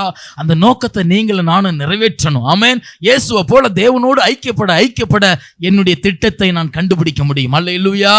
தேவனோடு ஐக்கியப்பட என்னுடைய ஆசீர்வாத குறையிலிருந்து நான் மீண்டு வர எனக்கு ஐடியா தெரியும். ஹல்லேலூயா, ஹல்லேலூயா. குடும்பங்களில் நடக்கிற பலவிதமான பிரச்சனையில இருந்து நான் வெளிவரணும்னா என்னுடைய பிதாவோடு நான் ஐக்கியம் கொள்ளும் பொழுது அதை சரி செய்ய வேண்டிய அனைத்து திட்டங்களையும் நான் பெற்றுக்கொள்ளுவேன். ஹல்லேலூயா. இன்றைக்கு சபையில ஆண்டவர் சொல்ற ஒரு விஷயம் என்னன்னா, உங்க ஐக்கியம் உலகத்தோடா இல்லை உங்களை படைத்த உன்னதரோடா? ஹல்லேலூயா. உலகத்தோடு நம்முடைய ஐக்கியம் இருக்கிறதா? ஒவ்வொரு நாளும் இஸ்ரவேலை காக்கிற தேவன் உறங்குவதும் இல்லை தூங்குவதும் இல்லை என்று பார்க்கிறோமே, அவரோடு நம்முடைய ஐக்கியம் இருக்கிறதா? ஹல்லேலூயா. அப்ப அந்த ஏலி ஏலி லாமா சபக்தான் எங்களுடைய அர்த்தத்தை நான் உங்கள்கிட்ட சொன்னேன். பிதாவின் முகம் மறைக்கப்பட்ட போதுதான் அவர் அந்த வார்த்தையை பயன்படுத்தினார். இப்போ இந்த காரியத்தின் மூலம் சபைக்கு ஆண்டவர் பேசுகிற ஒரு 5 விஷயம், நான் ஐக்கியத்தை பற்றி ஒரு காரியங்கள் 5 விதமான காரியங்களை நாம் பேசி நாம் தியானித்து கடந்து செல்ல போகிறோம். அப்படி என்ன பிதாவோடு ஐக்கியம் கொள்ளுங்க, அதனால நமக்கு என்ன வருங்கிற ஒரு கேள்வி நமக்குள்ள இருந்ததுன்னா, பிதாவோடு நம்முடைய ஐக்கியம் இருக்கும் பொழுது ஒரு 5 விதமான நன்மைகளை நாம் பெற்றுக்கொள்கிறோம். அல்லேலூயா. ஒரு உதாரணமா ஒரு காரியத்தை சொல்லுவாங்க, பூவோடு சேர்ந்த நாரும் மணக்கும். நல்ல கவனிங்க, பூவோடு சேர்ந்த நாரும் மணக்கும். நான் ஒவ்வொரு காரியமா உங்களுக்கு தெளிவுபடுத்துகிறேன். ஆண்டவர் நம்மோடு கூட பேசுவாராக. யோவான் 15ஆம் அதிகாரம் 4ஆம் வசனத்தில் பார்க்கும் பொழுது, பிதாவோடு நாம் அதிகமாய் தொடர்பு கொள்ளும் பொழுது நமக்கு கிடைக்கிற ஒரு நன்மை என்னன்னா, மிகுந்த கனிதரும் வாழ்வு. அல்லேலூயா. கனி கொடுக்கிற ஒரு வாழ்க்கை நமக்கு கிடைக்குது. ஆமென்.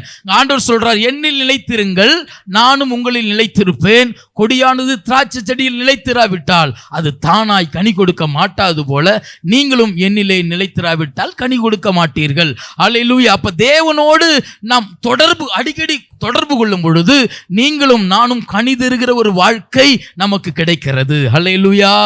எத்தனை பேர் வீட்டில் எங்க அம்மா போல யாரும் இல்லை, எங்க அப்பா போல யாரும் இல்லை, எங்க தம்பி போல யாரும் இல்லை, அண்ணன் போல யாரும் இல்லை, அக்கா போல யாரும் இல்லை, நீ யாராவது நம்ம குடும்பத்துல சொல்றாங்களா? அப்படி சொல்லணும்னா பிதாவோடு நம்ம ஐக்கியம் இருக்கணும். அல்லேலூயா.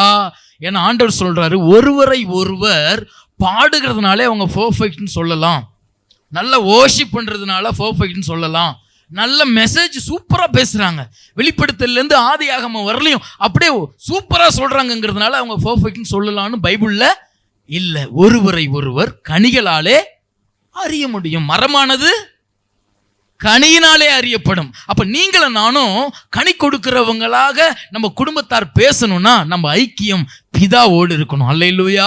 இன்னைக்கு ஒரு அட்வைஸ் பண்ண முடியல, வசனம் இப்படி சொல்லுதுன்னு சொல்ல முடியல, உடனே முகம் மாறுது. ஆனா காரணம் என்னன்னு சொல்லுவோம், சர்ச்சுக்கு போறவங்கன்னு நமக்கு ஒரு பேர் இருக்குது. ஆனா அந்த கனிகளை நாம் வெளிப்படுத்துகிறோமா? ஆவியின் கனிகள் எத்தனை? 9. சொல்லுங்க பாப்போம். அன்பு, சந்தோஷம், சமாதானம், நீடிய பொறுமை, தயவு, நற்குணம், விசுவாச, சாந்தம், இச்சையடக்கம். அல்லேலூயா. அப்ப இப்படிப்பட்ட கனிகள் நம்மளிலே வெளிவரணும்னா நம்ம பிதாவோடு ஐக்கியம் கொள்ள வேண்டும். அல்லேலூயா. இதற்காக முயற்சி எடுக்கலாம் வேணாம், இதற்காக ரொம்பலாம் அப்படியே ஏதோ செய்யணுமா, பரிகாரம் செலுத்தணுமா, இல்ல. பிதாவோடு நம்ம ஐக்கியப்படுவோம், அது தானாகவே நமக்குள்ள அப்படியே சுபாகங்கள் வர ஆரம்பிக்கும். அல்லேலூயா.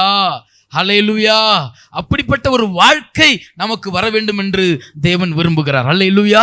இந்த ஆவியின் கனி என்பது நற்குணங்களை குறிக்கிறது, நல்ல கேரக்டர் இல்லையா, நல்ல கிரியைகளை குறிக்கிறது.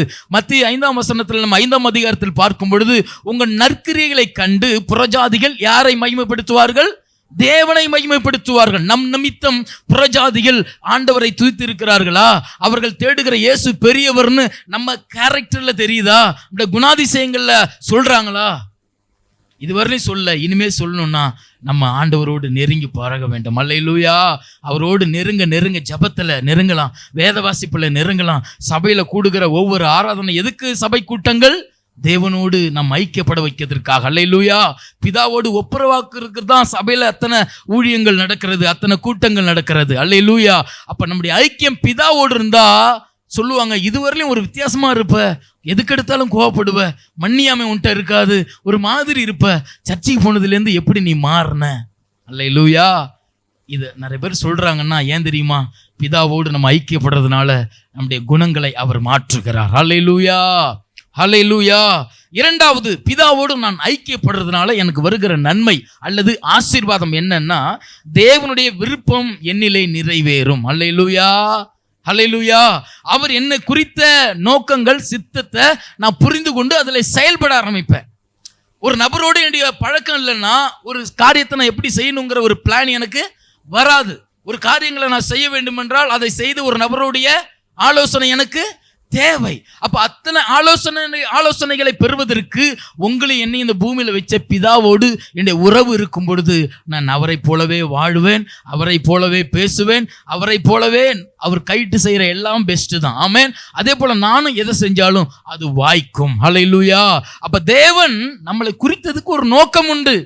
தனிப்பட்ட வாழ்க்கையில ஒவ்வொரு விசுவாசிகளை கொண்டு தேவன் என்ன செய்யணுங்கிற சித்தம் உண்டு. நம்முடைய குடும்பங்கள்ல என்னை கொண்டு நீர் என்ன செய்ய போகிறீர்ங்கிற திட்டத்தை ஆண்டவர் வைத்திருக்கிறார். நம்ம குடியிருக்கிற பகுதிகளில் என்னை கொண்டு நீங்க என்ன செய்ய போறீங்கிற திட்டத்தை ஆண்டவர் வைத்திருக்கிறார்.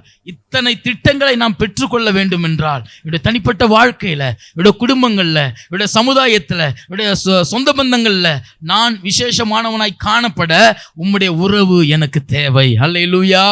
என்னை குறித்த தேவனுடைய நோக்கம் என்ன? நான் முன்னாடியே சொன்ன நம்முடைய விருப்பத்தை நிறைவேற்றுவதற்கு ரட்சிப்பு அல்ல, அவருடைய ரட்சிப்பு. ஆமென். அவர் என் மூலம் செய்ய வேண்டிய காரியங்களை நான் செய்வதே அவருடைய விருப்பம். அல்லேலூயா. உன் நினைவுகள் என் நினைவுகள் அல்ல, உன் வழிகள் என் வழிகளும் அல்ல. அவர் எனக்குன்னு ஒரு மேப் வச்சிருக்கிறார், எனக்குன்னு ஒரு திட்டத்தை வச்சிருக்கிறார். என்னை கொண்டு இன்னைக்கு வேலைக்கு போறோம். அன்னைக்கெல்லாம் எஜமான்கள்ட்ட வேலையாட்கள் போகும்பொழுது, எஜமான் இன்னைக்கு நான் என்ன செய்ய வேண்டும் கேட்பாங்க இல்லைங்களா? கேட்கும்பொழுது அவர் ஒரு வேலையை செய்யும். இவர் எஜமானையே கொஞ்சம் கூட கான்டாக்ட் பண்ணாம இவரோ ஒரு வேலையை செஞ்சுட்டு சாயந்தரம் 5 மணி ஆனோன்னு எனக்கு சம்பளம் கொடுங்கன்னா அவர் கேட்பார், உனக்கு நான் வச்ச வேலை வேற, நீ செஞ்ச வேலை வேற, அதனால உனக்கு என்னால் என்ன பண்ண முடியாது, அதுக்கு நான் வேற ஆளை நியமிச்சு வச்சிருந்தேன், நீனே போய் நீ வந்ததே எனக்கு தெரியலையே, நீ எப்போ வந்த கேட்பாங்களா இல்லையா? இப்போ பிதாவோட உறவு இல்லாம நம்ம எதையும் செஞ்சாலும் அது வேஸ்ட். அல்லேலூயா. அப்போ ஆண்டவர் சொல்ற கடைசி நாட்கள்ல நம்மளை எல்லாரையும் அவர் பயன்படுத்த விரும்புகிறார். ஆமென். மாம்சமான யாவர் மேலும் என் ஆவியை கலரை பார்த்து, வெயிட்டை பார்த்து, அந்தஸ்தை பார்த்து அவர் ஆவியை கொடுக்கிற தேவன் அல்ல. யாவர் மேலன்னா பூமியில இருக்கிற எல்லா மனிதர்கள் மேலையும் கடைசி நாட்கள்ல நான் ஆவியை கொடுப்பேன், அவர்கள் தீர்க்க தரிசனம் சொல்வார்கள், எங்கும் பிதாவை தொழுது கொள்ளும் காலம் வரும். நம்மை குறித்த தேவனுடைய திட்டம் உண்டு. இந்த குடும்பங்கள்ல வளர்ச்சிக்கு நீங்க என்ன செய்ய சித்தமா இருக்கிறீங்க ஆண்டவரே? ஜெபிக்கணும். கொர்நேலியு எனக்கு ரொம்ப பிடிக்கும். குடும்பத்தாரோடு ஆண்டவர்கிட்ட நெருங்கின ஒரு மனிதன். நாம குடும்பத்தை அப்படியே விடல, தான் மட்டும் ஜெபிச்சா போதும், அப்படி இல்லை. குடும்பத்தை நடத்துகிற தலைவனுக்கு ஒரு பொறுப்பு உண்டு. அது தேவனுடைய ரகசியம். தேவன் வைத்திருக்கிற ஆலோசனை கேட்டு நேர்த்தியாய் குடும்பங்களை நடத்தும் பொழுது மிகுந்த ஆசீர்வாதம் உண்டாகும். அல்லேலூயா. அப்ப இரண்டாவது ஒரு காரியம், தேவனோடு ஐக்கியப்படுறதுனால என் மேல அவர் வைத்திருக்கிற விருப்பம் நிறைவேற்றப்பட. அல்லேலூயா. நம்ம எல்லாரும் ஒரு விருப்பத்தோட தான் சபைக்குள்ள வச்சிருக்கிறாரு. ஒரு காரியங்களை செய்வதற்காக தான் சபைக்குள்ள நம்மளை வச்சிருக்கிறார். சிலருக்குலாம் அதெல்லாம் கவலையே இல்லை, நான் சர்ச்சுக்கு போனா போதும், போயிட்டு அட்டன் பண்ணா வந்தா போதும். அப்படி அல்ல, உங்களை வச்சதுக்கு ஒரு நோக்கம் உண்டு. ஆமென். அந்த நோக்கத்தை எத்தனை பேர் தெரிஞ்சுக்கணும்னு ஆசைப்படுறீங்க? ஆசீர்வாதமான வாழ்க்கைக்கு நமக்கு ஒரு சித்தம், தேவனுடைய விருப்பம் தேவை, அவருடைய ஆலோசனை தேவை. அப்ப அதிகமா தேவனை நாம் கிட்டி சேரும் பொழுது இப்படிப்பட்டதான விருப்பங்களை நாம் பெற்றுக்கொள்ள முடியும். அல்லேலூயா. அல்லேலூயா. மூன்றாவதாக, தேவனோடு நாம் ஐக்கியம் கொள்ளும் பொழுது நமக்கு என்ன விதமான ஆசீர்வாதங்கள் வருகிறதுனா, ஒவ்வொரு நாளும் பிதாவோடைய ஐக்கியம் இருக்கும் பொழுது நான் இயேசுவை வெளிப்படுத்துகிறவனாய் இருப்பேன். நாம வேதத்துல பவுல் மற்றும் யோவான் 2 பேருமே ஒரு தகப்பன் ஸ்தானத்தில் இருந்து விசுவாசிகள்கிட்ட எதிர்பார்க்கிற ஒரு விஷயம் என்னன்னா, கலாத்தியர்ல 4ஆம் அதிகாரம் 19ஆம் வசனத்துல ஒரு தகப்பன் ஸ்தானத்திலிருந்து பவுல் விசுவாசிகளை பார்த்து பேசுகிறார். என்ன சொல்லுகிறார்? வாசிக்கலாம். என் சிறு பிள்ளைகளே, கிறிஸ்து உங்களிடத்தில் உருவாகும் அளவும் உங்களுக்காக மறுபடியும் கர்ப்ப வேதனை அடைகிறேன். அல்லேலூயா. கிறிஸ்து உங்கள்கிட்ட வெளிப்பட மாட்டாரா? இவங்க எதை மையமா வச்சு பேசுறாங்கன்னா, பிதாவோடு நீங்க நெருங்கி இருந்தீங்கன்னா ஒவ்வொரு நாளும் இயேசுவை நீங்க பிரதிபலிப்பீங்க. அந்த தொடர்பு இப்ப நிறைய லைட் செட் பண்ணியாச்சு, ஒயர் செட் பண்ணியாச்சு, ஆனா கனெக்ஷன் அந்த கரண்டோட போலனா எரிய முடியாது. அதே போலதான் நீங்க தேவனோடு கனெக்ஷன்ல இருக்கும் பொழுது ஒவ்வொரு நிமிடமும் இயேசுவை வெளிப்படுத்தி கொண்டே இருப்போம். அல்லேலூயா.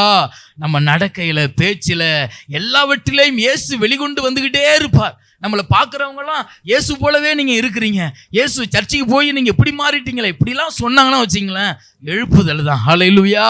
ஆனால் ஒரு பரிதாபமான ஒரு விஷயம் என்னன்னா, சொல்ல மாட்டாங்களே. என்ன பண்ண மாட்டாங்க? ஒரு வேலைக்கு போகிறோம், நீங்கள் செய்கிறதெல்லாம் பார்த்தா சர்ச்சுக்கு போகிறவங்களுக்கு தெரியுதே, அப்படி சொன்னாங்கன்னா நம்ம பிதாவோடு ஐக்கியப்பட்டிருக்கிறோன்னு அர்த்தம். ஹல்லேலூயா. அதுக்கான எவிடன்ஸ் எதுவுமே என்கிட்ட இல்லை. இப்போ கட்சிக்காரரெல்லாம் பார்க்குறோம், எந்த கட்சிக்காரரை பார்த்து நீங்கள் திமுகவை சேர்ந்தவங்களாம் நம்ம கேட்க போகிறது கிடையாது. ஏன்? அவங்க போட்டிருக்கிற அந்த கொடி என்ன பண்ணிடுது, அவங்க எதை சேர்ந்தவர்கள் என்று காட்டி கொடுத்து விடுகிறது. அதே போல் நமக்கு ஒரு அடையாளம் உண்டு, என்னன்னா ஆவியின் கனிகளை வெளிப்படுத்துவது. அல்லேலூயா. ஆமாம், அவருடைய இயேசுவை போல அவருடைய அடிச்சுவடுகளை ஒவ்வொரு நாளும் பின்தொடர்ந்து அதை நாம் வெளிக்கொண்டு வரும் பொழுது நாம் சொல்ல வேண்டிய அவசியம் இல்லை, நம்முடைய நடக்கையே தெரியப்படுத்திவிடும். அல்லேலூயா. அப்ப தேவனோடு பிதாவோடு நம்முடைய ஐக்கியம் இருக்கிறதுனால நம்ம ஒன்றும் இல்லாம போயிட மாட்டோம். ஒவ்வொரு நாளும் இயேசுவை வெளிக்கொண்டு வருவோம். அல்லேலூயா. அப்புறம் யோவான் ஒரு தகப்பன் ஸ்தானத்திலிருந்து பேசுகிற ஒரு காரியம் என்னன்னா, 3 யோவான் 1ஆம் அதிகாரம் 4ஆம் வசனம். எல்லாருமே வேதத்தை எடுங்க. வேதத்தை நாம் சுமந்தால் சத்திய வேதம் எல்லா சூழ்நிலையிலும் நம்மளை சுமக்கும். நாம் சுமக்கவில்லை என்றால் நான் சொல்லவில்லை, நீங்கள் புரிந்து கொள்வீர்கள். 3 யோவான் 1:4 என் பிள்ளைகள் சத்தியத்திலே நடக்கிறார்கள் என்று நான் கேள்விப்படுகிற சந்தோஷத்திலும் அதிகமான சந்தோஷம். ஒரு ஊழியன் அதிகப்படியா சந்தோஷப்படுற ஒரு விஷயம் என்ன தெரியுமா? நம்ம எல்லாருமே லக்ஸரியா இருக்கிறோம். அது எல்லாமே ஒரு ஊழியருக்கு ஒரு 75%, ஒரு 50% மகிழ்ச்சியை தரும். ஆனா சத்தியத்துல நடக்கிறவங்கன்னு அவங்க நம்மளை பார்த்துட்டாங்கன்னா 100% ஒரு மெய்ப்பனுக்கு சந்தோஷம். அல்லேலூயா. அப்ப நீங்களும் நானும் கிறிஸ்துவை வெளிப்படுத்தணும், அவருடைய வார்த்தைகள்ல நிக்கணும்னா நம்முடைய தொடர்பு பிதாவோடு இருக்கணும். அல்லேலூயா. அவருடைய பிதாவோடு நம் தொடர்பு இருக்கும் பொழுது தீங்குக்கு ஒரு நாள் நமக்கு கால்கள் போகாது, ஆண்டவரே தடுத்து நிறுத்துவார். அல்லேலூயா. ஏன் என்னுடைய கனெக்ஷன் நான் இங்கே இப்படி வெட்டிட்டு போக முடியாது, என்ன பண்ண முடியாது, வெட்டிட்டு தானா திராட்சை கொடி பார்த்தீங்கன்னா அப்படியே படரும்.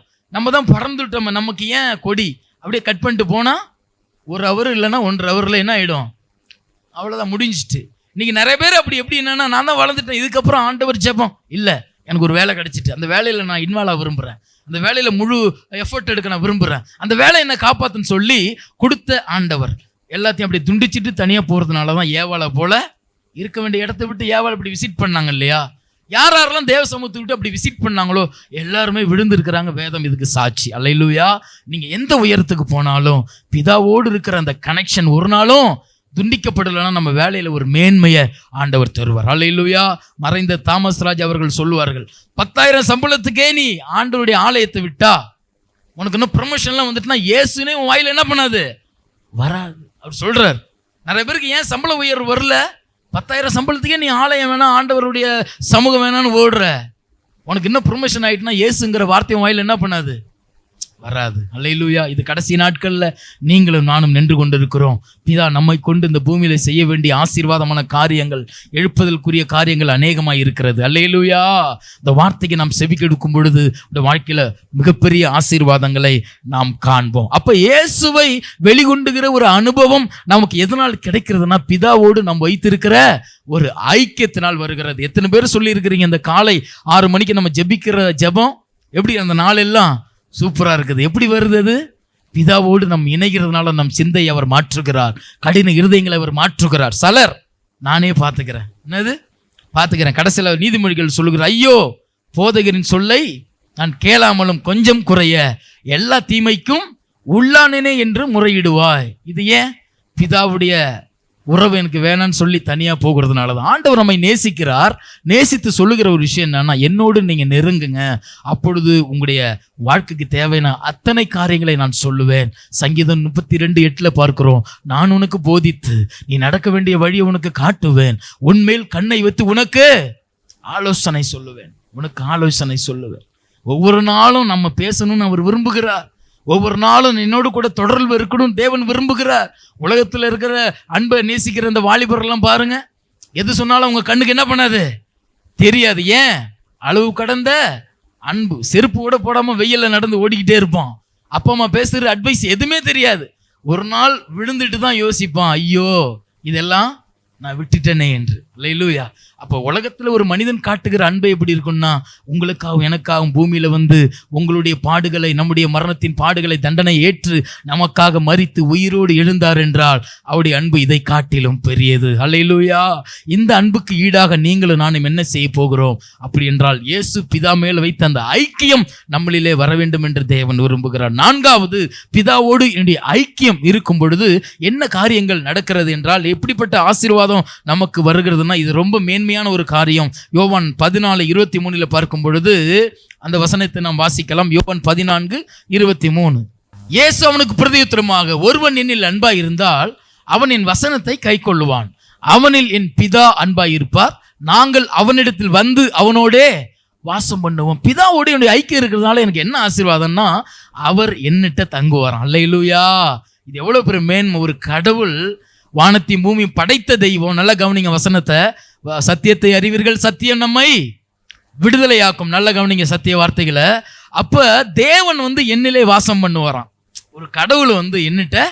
வாசம் பண்றார், நம் மூலம் வாசம் பண்ணுகிறார். அல்லேலூயா. அவர் பாவத்தை பாராத சுத்த கண்ணர். ஆண்டவருடைய ரத்தம் நம்மளை கழுவி நீதிமானாய் மாற்றினது. அது நிமித்தம் அவர் நம்மளிலே வாசம் பண்ணுகிற ஒரு நல்ல தகப்பனாக இருக்கிறார். அல்லேலூயா. லேவியராகமம் 26ஆம் அதிகாரம் 12 வாசிக்கிறோம். நான் உங்கள் நடுவில் உலாவி உங்கள் தேவனாய் இருப்பேன், நீங்கள் என் ஜனமாய் இருப்பீர்கள். இது எப்படி சொல்ல முடியும்? அவர் சொல்றதுக்கு 1% கூட நம்ம நன்மை செய்யவில்லை. ஆனாலும் அவருடைய இரக்கத்தின் நிமித்தம் அவர் நம்மளிலே வாசம் பண்ணுகிறார் என்றால் நம்மேல் அவர் வைத்திருக்கிற இரக்கங்கள் பெரியது. ஹல்லேலூயா. அவர் நம்மேல வைத்திருக்கிற இரக்கங்கள் பெரியதாக இருக்கிறது. நீங்களும் நானும் அவர் நம்மளிலே வாசம் பண்ணுனா ஒவ்வொரு நாளும் இயேசுவை நம் மூலம் அநேகர் காண்பார்கள். அல்லேலூயா.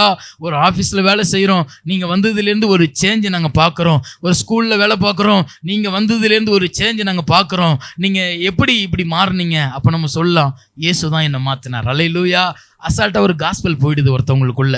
ஆமென். அப்போ தேவன் என்னிலே வாசம் பண்ணா தேவனை நான் நிரூபிக்க முடியும். ஆமென்.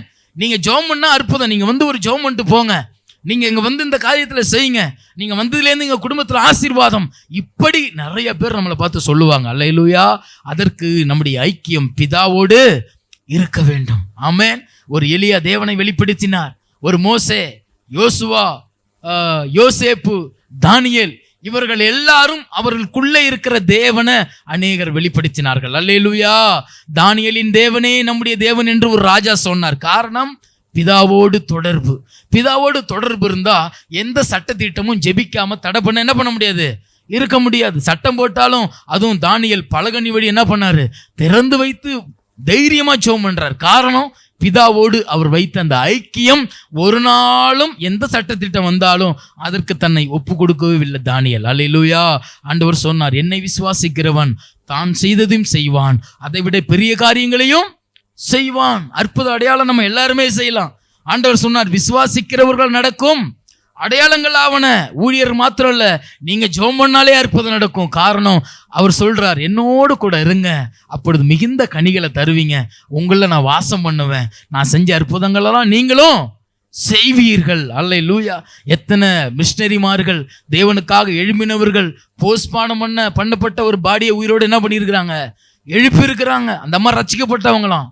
அவ்வளவுதான், முடிஞ்சிட்டு புதைக்கலான்னு சொல்ல உடனே இல்ல, அங்க ஒரு கூட்டம் நடந்து கொண்டு இருக்கிறது, அங்க கொண்டு போங்க, என் புருஷன் உயிரோடு என்ன பண்ணுவாரு, எழும்பிடுவார். உண்மையை நடந்த ஒரு சாட்சி இது. ஆண்டவர் மாற்றினார். அல்லேலூயா. இனி குழந்தை பிறக்க முடியான்னு சொல்லி எத்தனை மருத்துவர்கள் அனுப்பின அநேக தாய்மார்களை தேவன் நினைந்தொருளி இருக்கிறார். ஆமென். அவர் இயற்கைக்கு அப்பாற்பட்ட அற்புதங்களை செய்கிற ஒரு தகப்பன். அப்ப தேவனோடு நம்ம ஐக்கியம் இருக்கும் பொழுது அவர் நம்மிலே வாசம் பண்ணுகிறார். அல்லேலூயா. அவர் எனக்குள்ளே இருந்தார்னா நான் வேற மாதிரியா இருப்பேன். ஆமென். நான் நடந்தா அற்புதம். ஆண்டவர் சொன்னார், பேதுரு நெல்பட்டு சுகம் உண்டானுச்சு. ஆமென். அற்புத அடையாளங்கள் சீஷர்களை கொண்டு ஆண்டவர் செய்தார். உறவு ரொம்ப முக்கியம். சீஷர்களை பார்த்து ஆண்டவர் சொன்னார், முதல்ல உங்களுடைய வேலை பிரசங்கம் இல்லை, தெளிவா சொல்றார் இயேசு சீஷர்களை பார்த்து. முதலாவது தம்மோடு இருக்கவும், இரண்டாவது பிரசங்கம், மூணாவது அற்புத அடையாளம். உறவை குறித்து அதிகமா பேசுறார். அதுதான் மார்பிளை சாய்ந்திருந்த யோவான் எழுதுகிறார் ஐக்கியத்தை குறித்து. அல்லேலூயா. 12 சீஷர்களை இயற்கை மரணம் அடைந்த ஒரே நபர் யோவான் மட்டும்தான். அவருக்கும் நிறைய பாதிப்புலாம் எண்ணெய் கொப்பரையில் அப்படியே தூக்கி போட்டாங்க, அவர் சாகலை. அதுக்கப்புறம் பத்ம தீவுக்கு நாடு கடத்தினாங்க, அங்கதான் வெளிப்படுத்தின விசேஷத்தை எழுதுகிறார். மற்ற எல்லாருமே சிறை சேதம் பண்ணப்பட்டு மரித்தவர்கள். இயற்கை மரணம் அடைந்த ஒரே நபர் யோவான், இயேசுவின் மார்பிலை சாய்ந்திருந்தவர். அல்லேலூயா. அவர் தான் இயேசுவோடு இருக்கிற உறவை குறித்து யோவான்ல இப்படியாக எழுதுகிறார். ஆமென். கடைசியாக தேவனோடு நம்ம ஐக்கியம் கொள்றதுனால நமக்கு கிடைக்கிற மிகப்பெரிய ஒரு நன்மை என்னன்னா நித்திய ஜீவன். அல்லேலூயா. அவரால் அல்லாமல் உலகத்துல எந்த அம்பானியாவது, அப்புறம் யாரெல்லாம் இருக்கிறா, எவ்வளவு கோடியை கொடுத்தாலும் அந்த பரலோகத்துல மட்டும் சீட்டை என்ன பண்ண முடியாது. எவ்வளோ காசு வச்சிருந்தாலும் சரி, இந்தியா முழுவதும் பணத்தை அப்படி குட்டி குவித்தாலும் சரி, அவரை அல்லாமல் ஒருவனும் என்ன பண்ண முடியாது, பரலோகத்திற்குள் பிரவேசிக்க முடியாது. ஆமென். அப்ப தேவனோடு நான் வைக்கிற ஐக்கியத்தினால எனக்கு வருகிற மிகப்பெரிய ஒரு நன்மை என்னன்னா நித்திய ஜீவன். யோவான் 6ஆம் அதிகாரம் 54 சொல்லுகிறார். இப்படிப்பட்ட வசனத்தை நாம் வாசிக்கிறோம். வாசிக்கலாமா? யோவான் 6:54. என் மாம்சத்தை புசித்து என் இரத்தத்தை பானம் பண்ணுகிறவனுக்கு நித்திய ஜீவன் உண்டு, நான் அவனை கடைசி நாளில் எழுப்புவேன். ஆண்டவர் கடைசி நாளில் என்ன மட்டும் எழுப்பிடக்கூடாதுன்னு சொல்லி சிலர்லாம் ஞான ஸ்நானத்துக்கு தானே ஒப்பு கொடுக்குறதே இல்லை. அல்லேலூயா. வேதத்தில் பார்க்கிறோம், ஜலத்தினாலும் ஆவினாலும் பரவாவிட்டால் பரலோக ராஜ்யத்தில் பிரவேசிக்க முடியாது. ஞானஸ்நானத்துக்கு ஒப்பு கொடுக்காதவர்கள் ஏன் ஞானஸ்நானத்துக்கு ஒப்பு கொடுக்கல? தேவனோடு அவங்களுடைய உறவு சரியா இல்லை. அல்லேலூயா.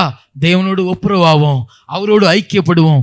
ஞானஸ்நானம் என்பது தேவனோடு ஐக்கியத்தை ஏற்படுத்துகிறது. அல்லேலூயா. அவர் அப்பா நாம் பிள்ளைன்னு சொல்லுகிற ஒரு அதிகாரத்தை கொடுக்கிறதே ஞானஸ்நானம். அவர் இன்னைக்கு வந்தாலும் நம்ம போகணும்னா நம்ம ஞானஸ்நானம் இல்லாமல் போக முடியாது. நம்ம எல்லாரும் கண்களை மூடி ஆண்டவர் நோக்கி பார்ப்போம். பிதாவாகிய தேவனே, இயேசுவின் நாமத்தில் ஆண்டவர் இந்த வேளை நம்முடைய வார்த்தைகளை கேட்க உதவி செய்தீர். இயேசுவானவர் செய்த காரியங்கள், அதனால் உண்டான நன்மைகளை கேட்க தேவன் எங்களுக்கு கிருபை கொடுத்ததுக்காக நன்றி அப்பா. உம்முடைய நாமம் மகிமைப்படட்டும் அப்பா. பெரிய காரியங்களை செய்யுங்க. வார்த்தைகளை கேட்ட எங்களுக்குள்ளே இந்த ஐக்கியத்தினால் உண்டான ஆசீர்வாதங்களை பெற்றுக்கொள்ள தேவன் கிருபை தருவீராக. ஸ்தோத்திரம். ஹல்லேலூயா. கர்த்தர் நம்மோடு பேசி இருக்கிறார். ஹல்லேலூயா. பாடுகள், உபத்திரவங்கள், அற்புதங்கள் இருந்த வேளையில் கூட பிதாவை விட்டு தனிமைப்படுத்தப்படாத தேவன், முழு மனு குலத்தின் பாவமும் நம்முடைய பாவமும் அவர் மேல் விழுந்த வேளையில பிதாவின் முகம் மறைக்கப்பட்டது. இயேசு பாவத்தை பாராத சுத்த கண்ண, பாவியை நேசிக்கிறவர், பாவத்தை வெறுக்கிறவர், பாவிகளின் தோழன் என்று எண்ணப்பட்டார். பாவிகளின் தோழன் அல்ல. இதை நீங்கள் குறித்துக் கொள்ள வேண்டும். எத்தனை பேர் எப்படி பிரசங்கம் பண்ணியிருந்தாலும் ஆண்டவர் பாவிகளின் தோழன் அல்ல. பாவிகளும் நீதிமான்கள் ஆகும்படி அழைப்பதற்காக வந்த பரிசுத்தவர். அவரில் நிலைத்திருந்தால் நாம் அதிக கனிகளை கொடுப்போம். கனிகளினால் நீங்கள் அறியப்படுவீர்கள். என் பிள்ளைகள் சத்தியத்திலே நடக்கிறார்கள் என்ற சந்தோஷத்துல வேற சந்தோஷம் எனக்கு அதிகம் இல்லை. உங்கள் ஐக்கியமும் பிதாவோடும் திருக்குமாரனோடும் பரிசுத்த ஆவியானவர் உதவி கொண்டு திருச்சபையோடும் இருக்க வேண்டும் என்று விரும்புகிறவர்கள், சரள் நௌரஜம்மா பாடினது போல, அல்லையா, என்னை காண்போர் உமை காண வேண்டும் அப்படின்னு விரும்புகிறவங்க மட்டும் கரங்களை உயர்த்தி இந்த 3வது 4வது வார்த்தைகளை கேட்டிருக்கிறீங்க. என்ன பார்க்கிறவங்க என்னில் கிறிஸ்துவை காண வேண்டும் என்று விரும்புகிறவர்களுக்காக மட்டும் நான் ஜெபிக்க விரும்புகிறேன். அன்பின் தகப்பனே, இந்த ஆசீர்வாதமான 4வது வார்த்தைக்காக நாங்கள் நன்றி செலுத்துகிறோம். நாங்கள் ஏற்றுக்கொள்ளப்படும்படி நீர் எங்களுக்காக புறக்கணிக்கப்பட்டு தள்ளப்பட்டு பிதாவின் முகம் மறைக்கப்பட்டது. நான் எப்பொழுதும் என் பிதாவுக்கு சித்தமானவைகளை செய்கிறபடியினால் பிதா என்னை தனியே இருக்க விடவில்லை. கர்த்தருக்கு பிரியமானவன் பாபிலோனிலும் அவருடைய சித்தம் செய்ய முடியும் என்பதற்கு தானியேலும் நீரும் சாட்சியாக இருக்கிறீர். நாங்களும் சாட்சியாக இருக்க, உம்மை வெளிப்படுத்த, சந்திரன் உள்ள வரைக்கும் மிகுந்த சமாதானம் இருக்கும் என்ற வார்த்தையின்படி நாங்கள் உம்முடைய ஒளியினாலே ஒளிரப்பட, அதை ரிஃப்ளெக்ட் பண்ண எங்கள் ஒவ்வொருவருக்கும் கிருபை தருகிறபடினால் எல்லாரும் வாயை திறந்து ஸ்தோத்திரம் சொல்லுவோம். ஸ்தோத்திரமாப்பா, ஸ்தோத்திரமாப்பா, ஸ்தோத்திரமாப்பா. நாங்க உம்மை போல மாறணும் ஐயா. ஹல்லேலூயா. உம்மை போல நாங்க மாறணும். உம்மை போல நாங்க மாறணும் ஐயா. உம்மை போல மாற நீர் எங்களுக்கு கிருபை தருவீராக. இந்த வார்த்தை எங்களுக்குள் இந்த வாரம் முழுவதும் கிரியை செய்யட்டும். இதோ உன் மகன் என்ற வார்த்தை கிரியை செய்யட்டும். இதோ உன் தாய் என்ற வார்த்தை கிரியை செய்யட்டும் ஐயா. பிதாவே, என்னை கைவிட்டீர், ஏலி ஏலி லாமா சபக்தானி என்ற வார்த்தை எங்கள் செவிகளுக்குள் வரட்டும். அதனால் நாங்கள் ஏற்றுக்கொள்ளப்பட்டோம் என்ற மகிழ்ச்சியோடு அப்பா நாங்க ஒவ்வொரு நாளும் கடந்து செல்ல நீர் எங்களுக்கு கிருபை தாரும். அற்புத அதிசயங்களை செய்யும் இயேசுவின் மூலம் கேட்கிறோம் எங்கள் நல்ல பிதாவே, ஆமென். என் ஆத்துமாவே கர்த்தரை ஸ்தோத்திரி, என் முழுவதுமே அவருடைய பரிசுத்த நாமத்தை ஸ்தோத்திரி. என் ஆத்துமாவே கர்த்தரை ஸ்தோத்திரி, அவர் செய்த சகல உபகாரங்களை மறவாதே. ஆமென். நம்முடைய கர்த்தராகிய இயேசு கிறிஸ்துவுடைய கிருபையும் பிதாவுடைய அன்பும் பரிசுத்த ஆவியானவருடைய ஐக்கியமும் வழி நடத்துதலும் இன்றும் என்றும் சதா காலங்களிலும் நாம் அனைவரோடும் தேவனுடைய செய்தியை பகிர்ந்து கொண்ட மகள் மலர், அதே போல பாஸ்டர் ஜாசுவா, சரண்ராஜ் அனைவரோடும் இன்று இருப்பதாக. ஆமென், ஆமென்.